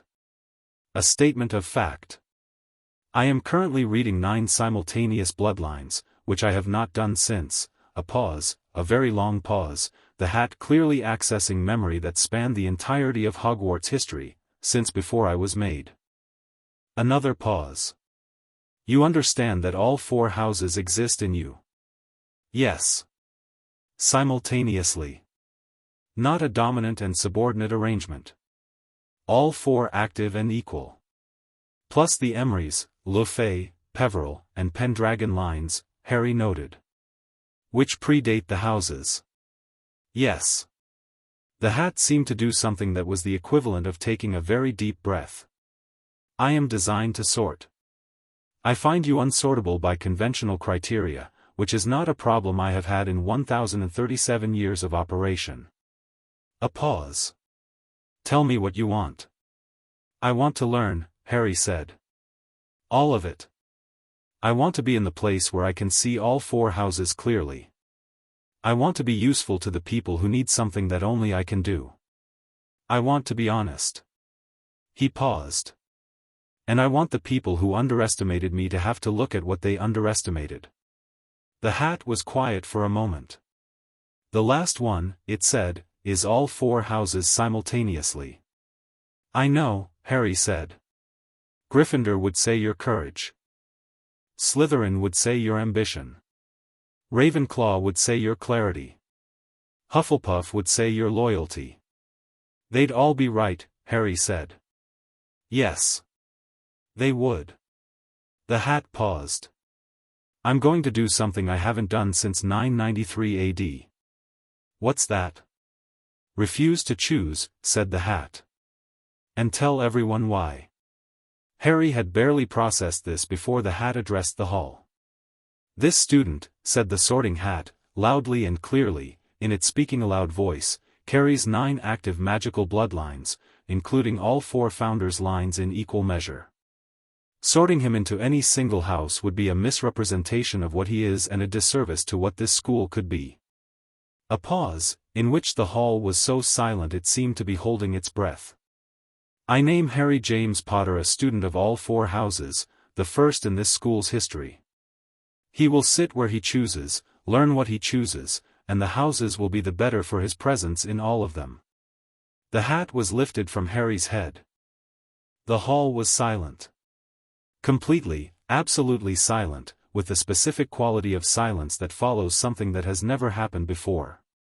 Harry stood up from the stool. He looked at the 4 tables. He looked at the staff table, Dumbledore, who had gone very still in his chair with an expression that was performing serenity over something that was not serene at all, McGonagall, whose face was doing the thing it did when she was deeply surprised and was not going to show it, and, in the furthest seat from Dumbledore, a man whose face was turned toward Harry with an attention that was 3 things simultaneously: recognition, calculation, and something older and more buried underneath both. Of those, something that had not expected to be disturbed and was disturbed regardless. Severus Snape. The Slytherin line recognized him the way it recognized all people who use concealment as primary architecture, someone who had built rooms inside themselves to hold things they couldn't show, and who was very good at it, and who was looking at Harry with an expression that was doing its best to be cold and was not entirely succeeding because the iridescence included the Slytherin line and the Slytherin line saw through people's architecture, and Snape, who was brilliant at reading others, was currently being read. Harry held his gaze for a moment. Snape's expression locked down, became cold, became the face of a man who had decided on a response. Harry nodded, once, and looked away. He walked to the Gryffindor table first, not because he was choosing it over others, but because it was his first step, and he sat down at the end nearest the staff table and the hall exploded. Not into chaos, into the specific excited noise of several hundred students who had just witnessed something unprecedented and were processing it at volume. The Gryffindors nearest him were doing a range of things from looking odd to looking uncertain about the politics of this to simply looking. Ron Weasley, whom Harry had spoken to briefly on the train when he'd been looking for a seat, was staring with his mouth open slightly. The twins, Fred and George Weasley, who Harry had identified by their identical expressions of gleeful interest, were whispering to each other with the energy of people who had just found the most interesting thing in the room. Percy Weasley, who was a prefect and sitting further up the table, looked torn between the protocol response and the genuine response and was settling his features into something intended to be neutral. At the Slytherin table, Draco Malfoy was looking at Harry with the expression that had been developing since their first meeting, the one where the calculated assessment and the actual perceptiveness were fighting for dominant position. At the Hufflepuff table, Neville was smiling. A real smile, the kind that had been rare in their 3 encounters and was therefore notable. He caught Harry's eye across the hall and Harry raised an eyebrow slightly and Neville nodded as if something had been confirmed. McGonagall resumed the sorting. The hall found its way back to something like order, though the particular quality of the room's attention had shifted, tilted, reorganized itself around a new axis. Harry ate. The food was excellent. He noted this with the appreciation of someone who had not always had it. After dinner, the Gryffindors were led to their common room by Percy, whose speech about rules and privileges Harry listened to with the polite attention of someone who respected the information while having his own relationship with the rules. The portrait hole, the fat lady, the common room, all of it was as described, warm and red and lived in the particular way of a space that had been accommodating adolescents for a very long time. Except that Harry, technically, didn't have a dormitory here. This had not been sorted administratively before dinner. McGonagall had caught his eye on the way out of the hall with the expression of someone who had 17 things to address and was prioritizing them in real time. He suspected the dormitory question was being actively solved somewhere. He was standing by the fire looking at the notice board, which had a range of things pinned to it, from Quidditch tryout notices to study group invitations to one note that just said "don't" with no further context, when Snape walked into the common room. Not unusual. Teachers could enter any common room. But the timing was pointed, and the way Snape looked at Harry when he entered was the look of someone who had made a decision about an interaction on the way there and was now committed to it. "Potter," Snape said. "A word." The common room went the quiet of students trying to look like they weren't listening. Harry turned from the notice board and looked at Snape, and the Slytherin line was reading him continuously, and what it read was, complicated. More complicated than any single read on anyone else he'd done. "Of course, Professor," Harry said. They moved to a corner that approximated privacy.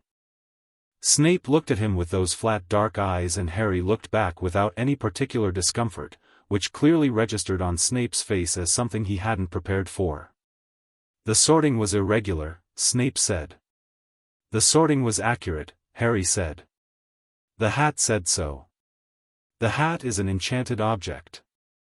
Enchanted by Godric Gryffindor, Rowena Ravenclaw, Helga Hufflepuff, and Salazar Slytherin simultaneously, which makes it probably the most reliable judge of their respective qualities in existence." Harry paused. "Wouldn't you agree, Professor?" A pause. Snape's expression did something very controlled. "You are not as I expected," he said, and said it in the same tone Dumbledore had used, the specific phrase of people whose model of Harry had been proven insufficient. "You expected James Potter," Harry said. Not unkindly. "I have his hair. That's approximately where the resemblance ends." Snape's face tightened. The mention of James Potter did the thing it always did with him, activated something old and maintained and sharp. But underneath it, the Slytherin line found something Harry hadn't expected. Not just the expected hostility. Something that recognized the iridescence. Something that recognized the lily line in Harry's eyes and found it differently complicated from the James Potter resemblance. "Your mother," Snape said, and then stopped. "Made a decision. Started again. Was the most talented witch of her year." "I know," Harry said.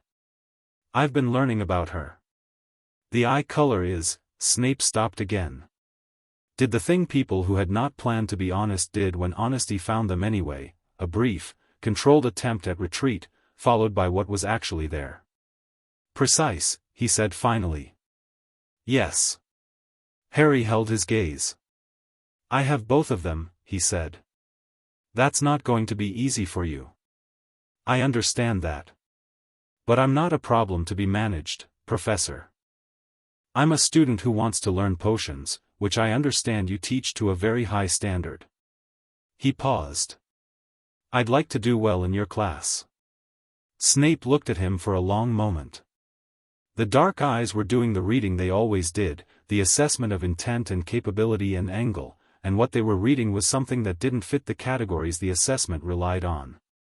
A boy who had no interest in the social dynamics of their relationship, no performance of deference and no performance of rebellion, just a person stating what he wanted with the simple clarity of someone who knew exactly where they stood. "Potions," Snape said, "requires precision." "The Ravenclaw line rather likes precision," Harry said. Another pause. Something shifted very slightly in Snape's expression, not warmth, nothing as uncomplicated as that. Something more like the very first millimeter of a door that has been closed a long time moving. "You will find my class challenging." "Good," Harry said. Snape left. Harry turned back to the notice board. Fred Weasley appeared at his elbow with the energy of a person who had been waiting for an appropriate moment and had decided the current one was it. "That," Fred said, "was the most interesting Tuesday I've had since the incident with the aging potion." "What happened with the aging potion?" Harry said. "A story for another time," George said, appearing at the other elbow with perfect symmetry. More pressing question, do you actually have a dormitory? Because we asked Percy and Percy made a face that means no one knows yet. Somewhere to sleep would be good, Harry agreed. We have a plan, Fred said. Not a fully developed plan, George qualified. More of an outline. With intentions. McGonagall's going to sort it out, Harry said. She had that expression. McGonagall's expressions, Fred said. Can you actually read those? This one, yes. Harry looked at them both. The Slytherin line read them, mischief and intelligence and genuine goodwill in equal parts, something underneath the performance that was solidly loyal and more serious than the performance suggested. You're the Weasley twins. Fred. George. I'll learn which is which, Harry said. Most people don't bother, Fred said, with something that was performance casual over something that wasn't entirely casual. More actions request aborted. Write the next chapter now. Chapter 6, What the Stones Know. McGonagall sorted the dormitory question that night. Harry got his own room. Not a grand room, not a statement room, a small stone chamber off the fourth-floor corridor that had, according to McGonagall's terse explanation delivered at 9:15 p.m., been unused since 1847 when the last All-Houses student had attended Hogwarts. The castle had apparently maintained it. This was the part, she said with a quality in her voice that suggested she was still processing the evening's events and wasn't ready to fully examine what the castle maintaining an unassigned room for 140 years implied about foreknowledge.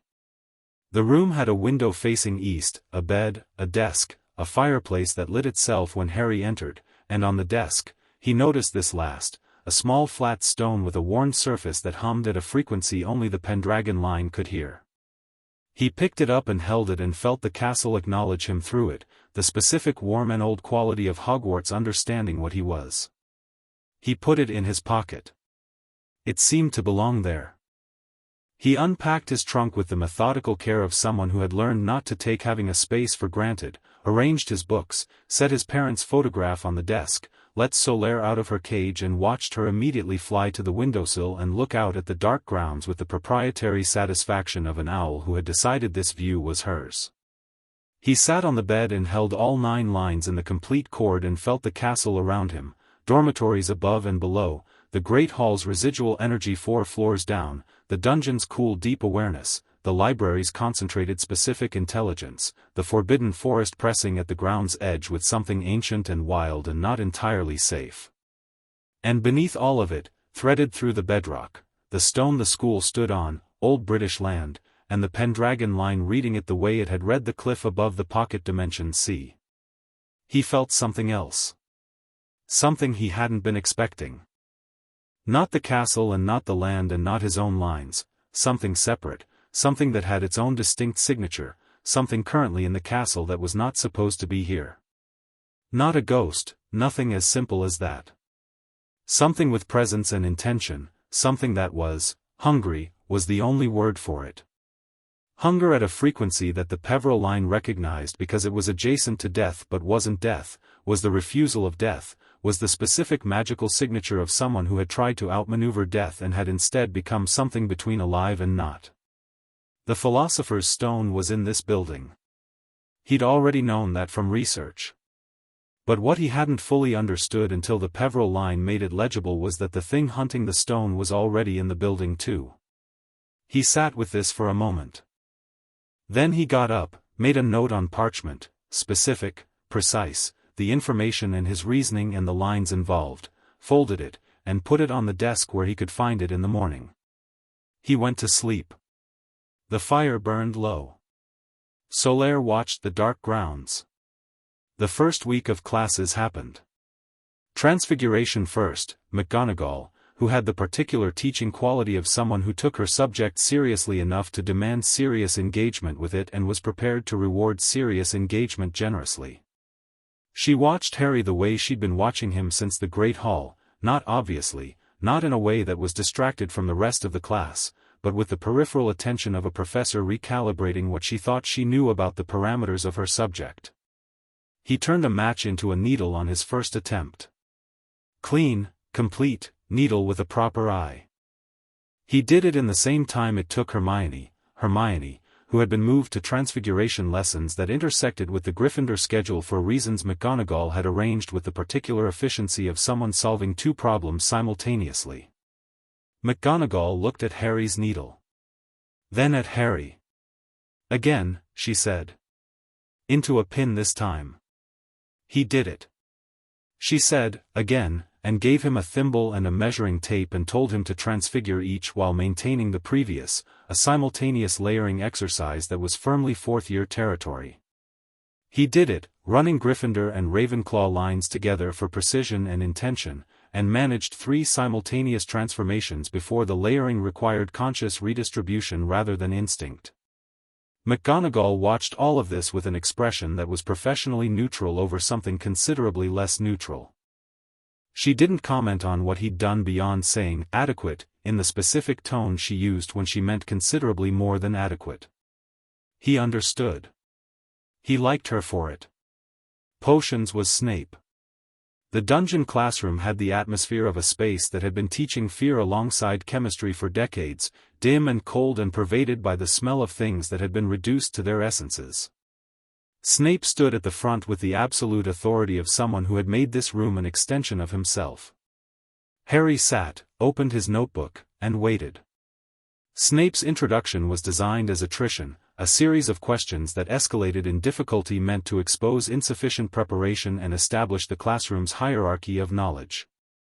He worked through the students with the pattern of someone who had done this many times, and the pattern was designed to land on Harry and find him wanting. Harry had read 12 textbooks on potions during the Pocket Dimension weeks, including 3 that were not on any Hogwarts curriculum because they were old enough to be considered obscure, and one that was technically dark arts adjacent because it covered the chemistry of Peveroline death magic and how it interacted with organic compounds. When Snape reached him, the question about the Bezoar delivered in the specific flat tone of someone expecting failure, Harry answered it, and then answered the follow-up. Snape added, and then, because the Ravenclaw line was genuinely engaged with the subject, elaborated briefly on the potions in which a Bezoar's properties would be chemically counterproductive. The dungeon was quiet. Snape looked at him with those dark eyes and said, 5 points to, he paused, and the pause was the pause of a man who had never had to navigate the house points question for a student who existed in all 4 houses simultaneously, and who was clearly deciding whether to be irritated by this or not. To the student, he finished, which was technically unprecedented and which the rest of the class absorbed in silence. Harry wrote something in his notebook. Snape moved on. After class, as students filed out, Snape said, without looking up from his desk, addressing the space above his parchment, your elaboration on Bezoar counterindications. The third point you made. Clarify your source. Harry stopped. A text called Morden's Catalogue of Organic Interactions, 1497. It's in the restricted section. I have access. Snape looked up. Who granted you access to the restricted section? My guardian signed a form, Harry said. He held Snape's gaze with the ease he'd developed over a summer of meeting very powerful people's eyes. Is there a problem with the source, Professor? A pause. Morden was a questionable practitioner. His chemistry was sound even when his intentions weren't, Harry said. The counterindication data has been independently verified twice. I can provide the references. Something moved in Snape's expression. Not approval, nothing as straightforward as that. Something more like the experience of encountering a mind that worked in a way that was recognizable and unexpected simultaneously. That will not be necessary, he said. Go. Harry went. Flying lessons happened on Thursday. Madam Hooch, broomsticks on the grass in the autumn air. Harry stood beside his broom and waited for the instruction and felt the Lucifer line interested. It always responded to open air and movement, and when the broom leaped into his hand on the first command, came up straight and steady and immediately right, the Lucifer line ran through it with a quality that was almost musical. He was good at flying. This was perhaps an understatement. He was to flying what the 9 active lines were to ordinary magic, not just talented but aligned with it, the broom and his magic and the heir all finding a common frequency that made everything he did on it look effortless. He stayed at the prescribed height for the lesson. He followed the instructions. He did not show off. Neville fell off his broom. It was the remember-all incident and Harry was already moving before Neville had finished falling. He wasn't even consciously making the decision, the Lucifer line made it for him, the elemental response to a thing in wrong motion, and the broom went from stationary to full acceleration in a single beat and he was 20 feet up and 6 feet below Neville's arc before Neville had processed that he was falling. He didn't catch Neville. Neville caught himself, grabbed the broom handle Harry had brought level with his hand, held on, pulled himself upright. Not a rescue exactly. More like providing the right thing in the right place at the right moment. Madame Hooch had her whistle to her lips. She lowered it. She looked at Harry. Harry came back down. His expression was the expression of someone who had done what the situation required and had no interest in being discussed for it. "Wicked," said Ron Weasley from the ground. "Neville's fine," Harry said. "You went from 0 to, Neville's fine," Harry said again. He looked at Neville, who had landed slightly shakily and was holding his own broom and looking at his hands. "Neville. You all right?" "I think so," Neville said. He looked at Harry with an expression that was complicated and genuine. "Thank you. You held on yourself," Harry said. "I just gave you something to hold."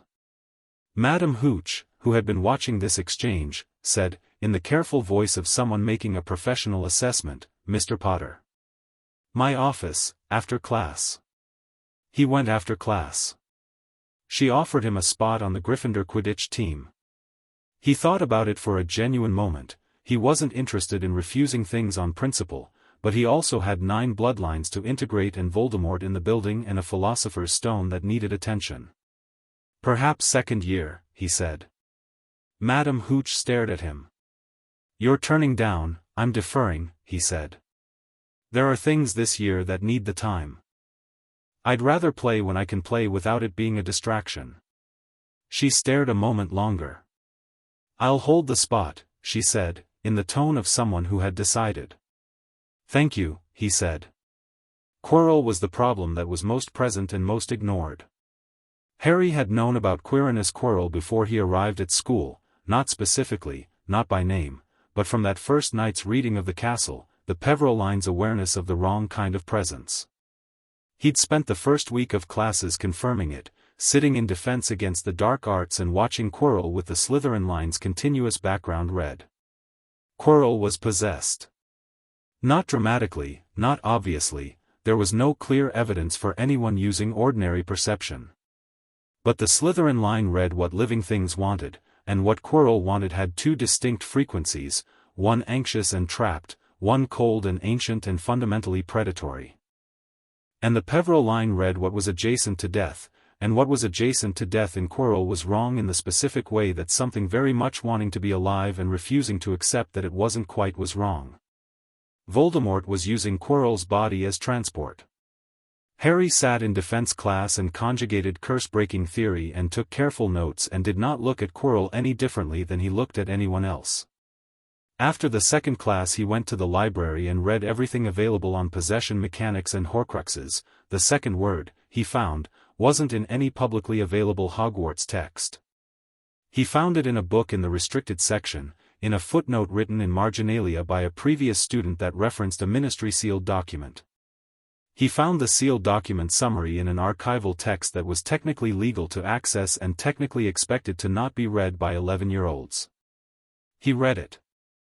He sat in the restricted section with the Ravenclaw line fully engaged and worked through the implications and at the end arrived at a clear picture of what Voldemort had done to himself and what the Philosopher's Stone represented and what would happen if Voldemort successfully used it. He went back to his room and wrote 2 letters. One to Lucifer, brief, specific, containing the essential facts and his assessment and a request for Lucifer's read on the Horcrux question from an infernal architecture perspective. One to Gringotts, to Braggle, asking a specific legal question about soul magic and the inheritance implications of a dark wizard creating Horcruxes using magic drawn from stolen bloodlines. He sent them both with Solaire and went to sleep. Lucifer's reply came in 3 days, which, given that Lucifer didn't use Owl Post and the letter had appeared on Harry's desk via means that Solaire was insulted by, was fast. The letter said, "Your assessment is correct.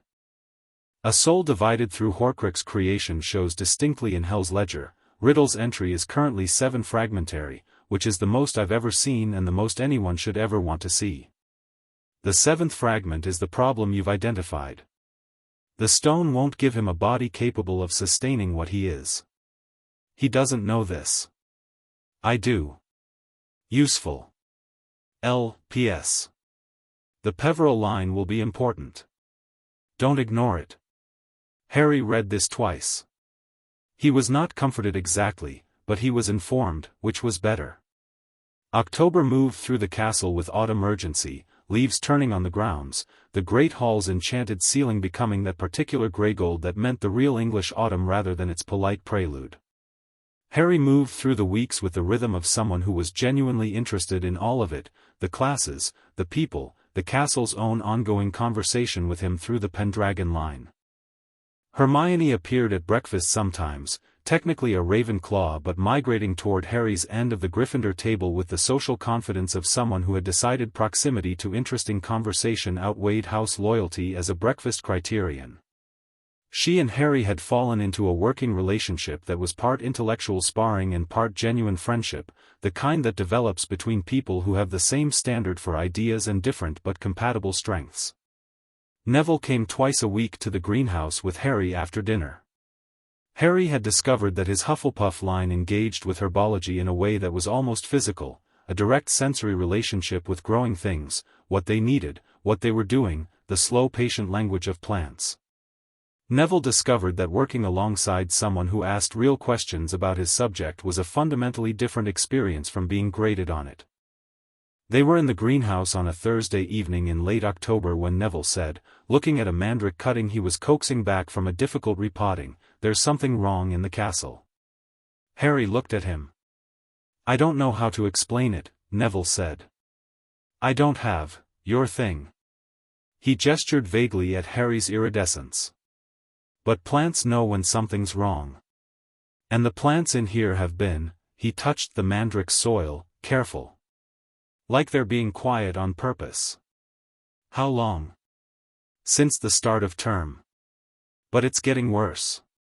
He looked at Harry with the serious directness he'd been developing over the weeks, the version of himself that came out when he stopped bracing for it to be unwanted.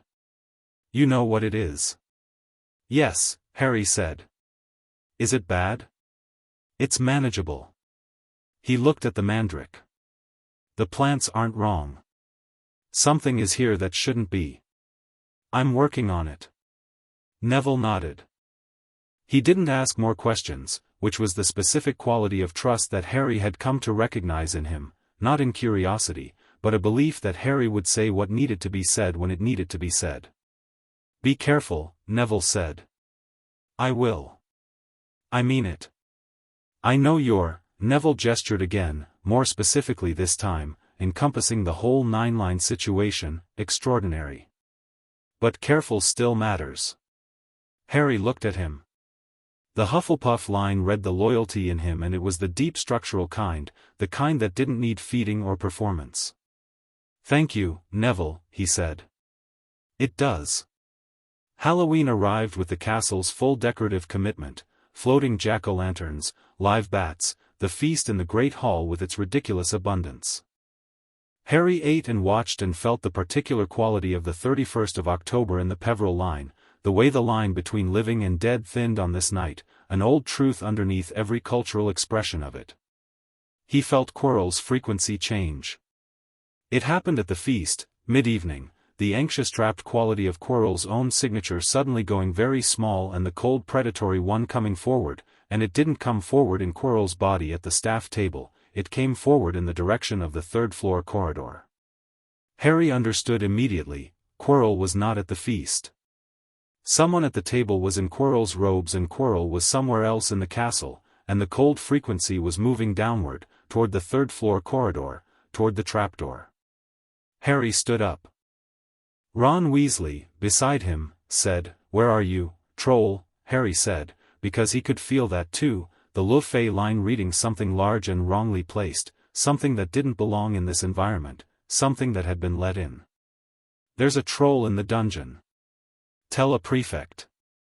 He was moving before Ron had finished saying, "What?" He went out of the great hall and turned immediately, not toward the dungeon. The troll was there, but it was a distraction. Quirrell had released it to empty the corridors, but toward the stairs. Third floor.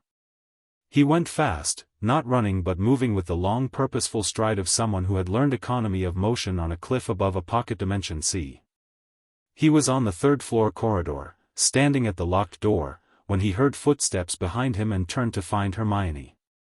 She looked at him with the specific expression she had when she had reasoned through a situation and arrived at the same place someone else had. "The troll's a distraction," she said. "Yes." "For the trapdoor." "Yes." "You need the Alohomora." She was already pointing her wand at the locked door. She had her wand out without drama, the confidence of someone who had spent the first 2 months of term becoming very good at it. The door opened. They looked at each other. "You've been watching Quirrell since week 1, Hermione said. "Since the first night." "Voldemort," she said, and said the name without flinching, which Harry noted. "Possessed him." "Yes." "And the stone, he's going for it now."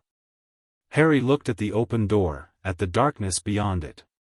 Felt the castle around him, felt the Pendragon line's solid warm reading of the ground, felt all 9 lines in their chord. He looked at Hermione. "You should go back." "I'm not going back," she said, with a precision that closed the subject completely. They went through. The series of protections was someone's masterwork of layered enchantment, not Dumbledore's alone, collaborative, each professor contributing something specific to their knowledge. Fluffy the three-headed dog was first, asleep and musical, the harp playing beside it. Harry moved through without waking it.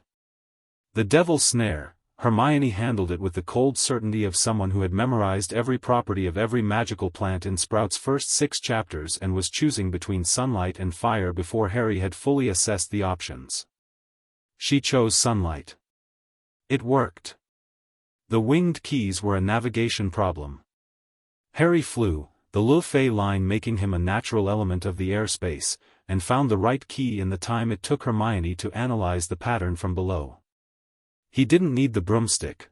The Lucifer line, at altitude, in a space thick with enchantment, moved him through the air with or without it.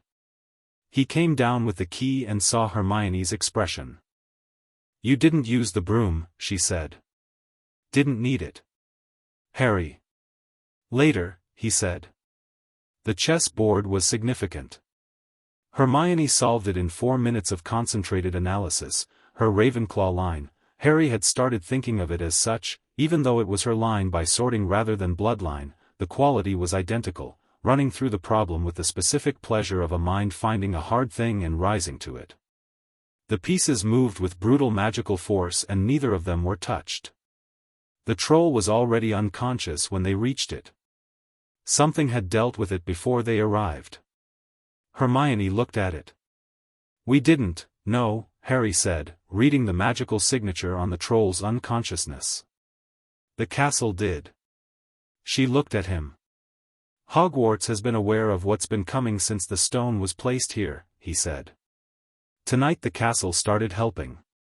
He looked at the walls. The Pendragon line was warm and very present. "We're not alone in this." She absorbed this. Nodded. "Potions next," she said, pointing at the door ahead. The potions puzzle was elegant, 7 bottles, a logic problem in verse, the kind of thing that rewarded clear reasoning over magical force. Hermione solved it in 2 minutes of silent analysis, the kind of concentrated intelligence that looked effortless and wasn't. She found the forward passage bottle, the backward passage bottle, the nettle wine. She handed Harry the forward bottle. "There's only enough for one," she said. "I know." He looked at her. Go back.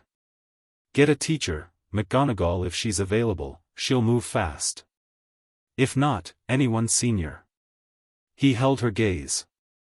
I need you to do this, not because you can't help in there, but because someone needs to know what happened and you're the right person to make sure they do. Hermione looked at him with the expression of someone who was doing the thing she found hardest, trusting someone else's judgment when she wanted to act herself. She processed it. Made her decision. Come back, she said. Not a request exactly. A requirement. Yes, he said. She went back. He drank the bottle and went through the black flames. The last chamber was simpler than everything before it, a room, a mirror, a man. Quirrell stood before the mirror of Ariste with his back to Harry, and even from the doorway Harry could feel the two frequencies, Quirrell's trapped and diminishing, the cold ancient one fully forward, running Quirrell like machinery. Quirrell turned, and his face had the look of a man who was present but not piloting, the specific quality of someone who had given up driving and was now the passenger. Harry Potter, Quirrell said, in a voice that was Quirrell's voice over something else's rhythm. Quirrell, Harry said. He walked into the room and let the door close behind him and stood on the stone floor and felt the castle, felt it clearly, felt the mirror's enchantment, felt the stone's presence within the enchantment. Felt the thing in Quirrell, wrong and hungry and very old. You are more than expected, Quirrell said, and the sentence came from the thing behind the voice, not from Quirrell himself. So I've been told, Harry said. He looked at the mirror. The mirror showed him, not a desired object or a desired person, which was what it showed most people. The mirror showed him himself, the full nine-sheened version, in his room in the pocket dimension with Lucifer on the other side of the door and the photograph of his parents on the desk and all of it complete, all of it present, nothing missing. His heart's desire was himself. Not a version of himself, not a better version, just himself, entire. He reached into the mirror's enchantment with the Ravenclaw line's clarity and the Emery's line's depth, and the stone was in his pocket before Quirrell had turned from the mirror. He didn't take it for himself. He took it so Voldemort couldn't have it, and the difference between those two intentions was the difference the Dumbledore enchantment had been designed around. It gave the stone only to someone who wanted to find it but not use it. Quirrell spun. The cold frequency screamed forward. Give it to me, said the thing in Quirrell, and dropped all pretense of Quirrell's voice. No, said Harry. He said it the way he said most things, clearly, simply, without performance. He said it the way someone said no when no was simply the correct answer and no further drama was required. Quirrell moved. The motion was fast and wrong, magic running through him without the limits of his own knowledge, Voldemort's knowledge in Quirrell's body, and it came at Harry with everything it had. Harry let it come. The first curse broke on the iridescence. Not blocked, not deflected, absorbed, and what the 9 lines did with it was not what any defensive magic was supposed to do. The Emery's line took the raw power, the Le Fay line redirected its vector, the Peverell line read its intent and reflected it. The curse came apart before it touched him with the specific quality of something meeting a nature it couldn't override. Harry stood in the middle of it and was entirely still. What are you? Said Voldemort, and this time the voice was fully his own, not Quirrell's at all, Quirrell entirely absent from the face that had turned toward Harry on the back of Quirrell's head. The face was wrong. Not evil wrong, not monster wrong, broken wrong, the face of someone who had tried to make themselves permanent and had instead made themselves partial. The red eyes read Harry with the intelligence that had always been there, the sheer cold perceptiveness, and what they found in Harry clearly did not match what they'd been expecting. You have Slytherin's line, Voldemort said. Not a question. Among others, Harry said. Then speak to me. As heir to heir. The voice dropped to something it was clearly using as a register of intimacy, a predator's attempt at kinship. I could give you more than any of them, no, Harry said again. You don't know what I know exactly what you are, Harry said. I know about the Horcruxes. I know what your ledger entry looks like in Hell's records. I know what you've made yourself into trying to avoid death. He looked at Voldemort's broken face with those clear green eyes and said something that wasn't unkind, which made it worse. You're not powerful. You're what's left after someone powerful destroyed themselves being afraid. Voldemort went very still. I have the Peveril line, Harry said. Death's own family. And I've spent the summer learning what you never learned, which is that death isn't the enemy. It's the thing that makes everything matter. He looked at the red eyes. You could have been extraordinary. You had Slytherin's blood, you had intelligence, you had will. And you spent all of it running from the one thing that gives life its weight. He paused. I'm sorry for that, actually. It's a terrible waste. You will not pity me, Voldemort said, and it was the first fully honest thing he'd said, the rage in it real and raw. I'll feel however I choose, Harry said. That's the point. Quirrell reached for Harry. It was a lunge, both Quirrell's body and Voldemort's will behind it, a full physical assault. Harry's instinct was the Gryffindor line, clear intention, direct response, and what came through his hands when Quirrell grabbed him was not something he'd planned. It was the Peveril line coming forward, that deep Peveril frequency, the death-adjacent cold, and it ran through his skin like current through a wire, and Quirrell's hands where they touched him began to burn. Not from heat. From the opposite of heat. From the specific cold clarity of something that recognized the wrongness in the possession and refused it. Quirrell screamed and let go. The burns on his hands were the gray-white of something that had been read by a line that knew death and had found a mockery of life. Voldemort's fragment separated from Quirrell's body. Harry saw it, the Peveril line made it visible, a dark condensed shape, angry and desperate and diminished, the red-eyed ghost of someone who had made himself into a fraction. It moved toward Harry with the specific intent of possession, looking for a host, finding the largest magical presence in the room. It hit Harry's iridescence and came apart. Not destroyed, not permanently, Harry understood that, the Horcruxes meant he couldn't be destroyed like this, the fragment would reform somewhere. But it came apart against the nine-line field the way a wave came apart against a cliff, dispersed, scattered, pushed back. Quirrell collapsed. The mirror was dark. The stone was in Harry's pocket, warm and small and not his to keep. He stood in the chamber's silence and let the nine lines settle back to their resting chord and breathed, just breathed, the specific breathing of someone who had been in something real and was coming back out of it into ordinary air. The castle hummed around him. The Pendragon line was warm and very present. Something in the stones, the deep old British magic of the bedrock, acknowledged him the way it had acknowledged him on the cliff and on the train and every step he'd taken through Hogwarts corridors. He crouched down beside Quirrell. Alive, unconscious, diminished, the man who'd been in there beneath the possession, what was left of him. The Peveril line read him with that quiet death literacy and found him present, just present, alive under everything that had been riding him. You're free, Harry said, for no practical reason except that it seemed like the thing to say. He took the stone out of his pocket and put it on the floor beside Quirrell. He wasn't taking it with him. He didn't want it. It belonged with Dumbledore to be destroyed, and giving it to Dumbledore was a choice with implications, and Harry had decided those implications were acceptable because the stone being destroyed was more important than the conversation that would follow. He straightened up and walked back through the black flames. Dumbledore was in the hospital wing when Harry arrived there. The sequence between the chamber and the hospital wing had involved McGonagall, who had arrived with Hermione and had found Harry walking up from the third-floor corridor with the expression of someone who had handled something and was now ready to handle the next thing. McGonagall had looked at his face and said, "How bad?" and Harry had said, "Quirrell needs a Medowitch." The stone is on the chamber floor, and McGonagall had gone very still and then moved very fast, which was exactly the right response. Madame Pomfrey dealt with the physical, nothing significantly wrong, minor magical exhaustion, the kind of thing that a night's sleep would handle.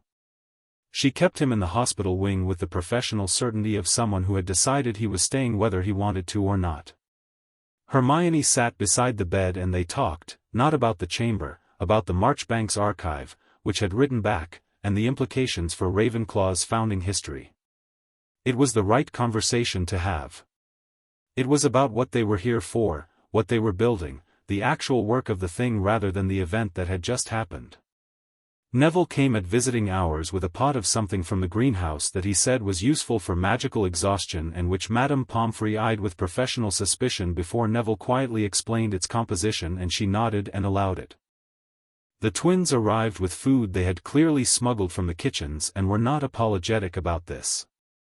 Dumbledore came after all of them had gone, in the quiet of the early evening, and pulled a chair to Harry's bedside with the specific quality of movement of someone who has been thinking about this conversation for several hours. "The stone," Dumbledore said. "On the chamber floor," Harry said. "Where I left it. I didn't want it." "I know." His voice was quiet. "Harry. What you did, was what needed doing," Harry said. "The stone is yours to destroy. That's what it needs. I left it there because that's the fastest path to it being gone." Dumbledore was quiet. The blue eyes were doing the complex work they always did, but the layer of strategy in them was thinner tonight, something more honest, closer to the surface. He looked like what he was, a very old man who had been doing a very complex thing for a very long time and had just encountered a version of events he hadn't controlled. "You went alone," Dumbledore said. "Hermione came part way. She did the devil's snare and the potion's logic." Harry looked at him. "She was invaluable. You could have told a teacher. I sent a letter to the relevant party 3 weeks ago," Harry said. "About Quirrell. About my assessment. I received no response." He held Dumbledore's gaze. "I'm telling you this not as an accusation but as a factual account. I managed without a response. But the relevant party should know the letter was sent." Dumbledore was still. "Who did you write to?" "Gringotts," Harry said. "And my guardian." Dumbledore absorbed this. "Your guardian?" "Yes. Lucifer Morningstar," Dumbledore said. And said the name carefully, in the way of someone who had spent the months since July attempting to identify who had taken Harry and had arrived at an answer that was still difficult to fully believe, and had decided tonight was the right night to say it aloud. "Yes," Harry said. "Harry." Dumbledore leaned forward slightly. The tone was gentle, the real kind, not performed. He is not safe company for a child. He hasn't lied to me once," Harry said. "He found me in a cupboard, told me who I was, took me to Gringotts, gave me 6 weeks and a private space to integrate 9 bloodlines, drove me to King's Cross, and told me he'd come if I needed him." He met Dumbledore's eyes. "Can you tell me when you last did any of those things for me?" The silence that followed was substantial. Dumbledore sat in it. He sat in it with the specific quality of a brilliant man in the presence of his own failure, not defending, not deflecting, just there. "I was wrong," Dumbledore said finally. Harry waited. "About the suppression. About the Dursleys. About the money." He said each one clearly, which took something from him, the saying of it. "I convinced myself that the difficulties you experienced would prepare you. That smallness was protective." He paused. "I was wrong." "Yes," Harry said. "I am sorry." The word came from somewhere real. Not smoothly, not easily. From somewhere that had been held behind the strategy for a long time. "Not for the prophecy and not for the war, those are circumstances I couldn't make otherwise. But for what I chose to do to you within those circumstances. I was wrong." Harry looked at him. The 9 lines read him, the Ravenclaw for truth content, the Slytherin for intention, the Peverell for the specific quality of a person reckoning honestly with what they'd done. What he found was complicated, as Dumbledore always was. The remorse was real. The intelligence was real. The capability for precisely this kind of manipulation was also real and would not go away because of remorse. "I accept that," Harry said. And I want to be honest with you in return. I'm going to be here for 7 years. I want to learn here. I want to work with you where that's possible, because you know things that matter and you're genuinely good at what you do. He paused. But I will not be managed. I will not have my inheritance or my information or my choices shaped by someone else's certainty about what's best for me. If you can operate with that, we can have a good working relationship. Dumbledore looked at him for a long moment. Something in his face was different from anything Harry had seen there before. Not the warmth, not the strategy. Something older and more uncertain, the expression of a man who was very good at being certain and was looking at someone who made certainty optional. You are remarkable, Dumbledore said. I'm myself, Harry said. That's all. It is more than you know. I think, Harry said, it's exactly what I know. A pause. Dumbledore stood. He paused at the foot of the bed and said, the stone will be destroyed. Voldemort's fragment will reconstitute somewhere. He will try again.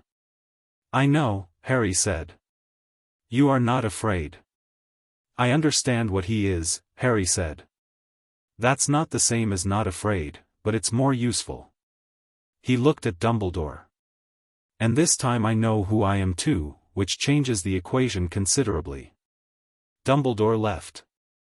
Harry sat in the quiet hospital wing and felt the castle around him, old and attentive, and the 9 lines in their complete chord, and the specific warm quality of the Pendragon line reading Britain through the stone floors, and Britain reading him back. He had been at Hogwarts for 2 months.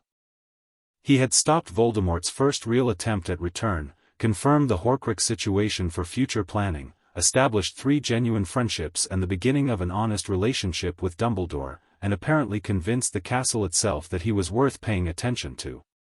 He thought about Lucifer. About the cliff above the sea. About 9-word introductions and 4-line harmonization exercises and a photograph of his parents on a desk in a pocket dimension room. He had one more thing to do tonight. He got up, which Madame Pomfrey would have objected to if she'd been awake, and went to the window and opened it and let the night air in, and said, quietly, to no one visible, because Lucifer had said I'll be aware of where you are, it's done. I'm fine. He didn't get it. The night was quiet. The grounds were dark and large. The forbidden forest pressed its wild magic at the edges. Then, on the windowsill, something landed. Not Solaire, she was asleep. Something smaller, darker, a bird Harry didn't recognize that sat on the sill and looked at him with eyes that were amber gold and briefly, unmistakably not a bird's eyes at all, and then left a small folded piece of paper on the sill and was gone before Harry could say anything. He opened it. It said, "Knew you would be. Well done, Harry. L." And underneath, in different ink, as if added after P.S. The Pendragon line was particularly good. Britain agreed. Harry read it twice. Stood at the window in the quiet night with the stars doing their ancient work above the Hogwarts grounds and felt the 9 lines in their chord and the stone's absence from his pocket as a clean feeling, the feeling of a thing correctly resolved. He smiled. Not the public smile, not the one that was composure and intention. The real one, the one that changed his whole face. He went back to bed. The year wasn't over. The Horcruxes were real and distributed and Voldemort would come back in some form and there were 5 more years of this before anyone could call the war resolved and somewhere in the Ministry were records of Dumbledore's account transactions that Gringotts was still building a legal case around and Snape was still working through whatever Snape was working through and Draco Malfoy was still deciding who he was going to be. None of that was resolved.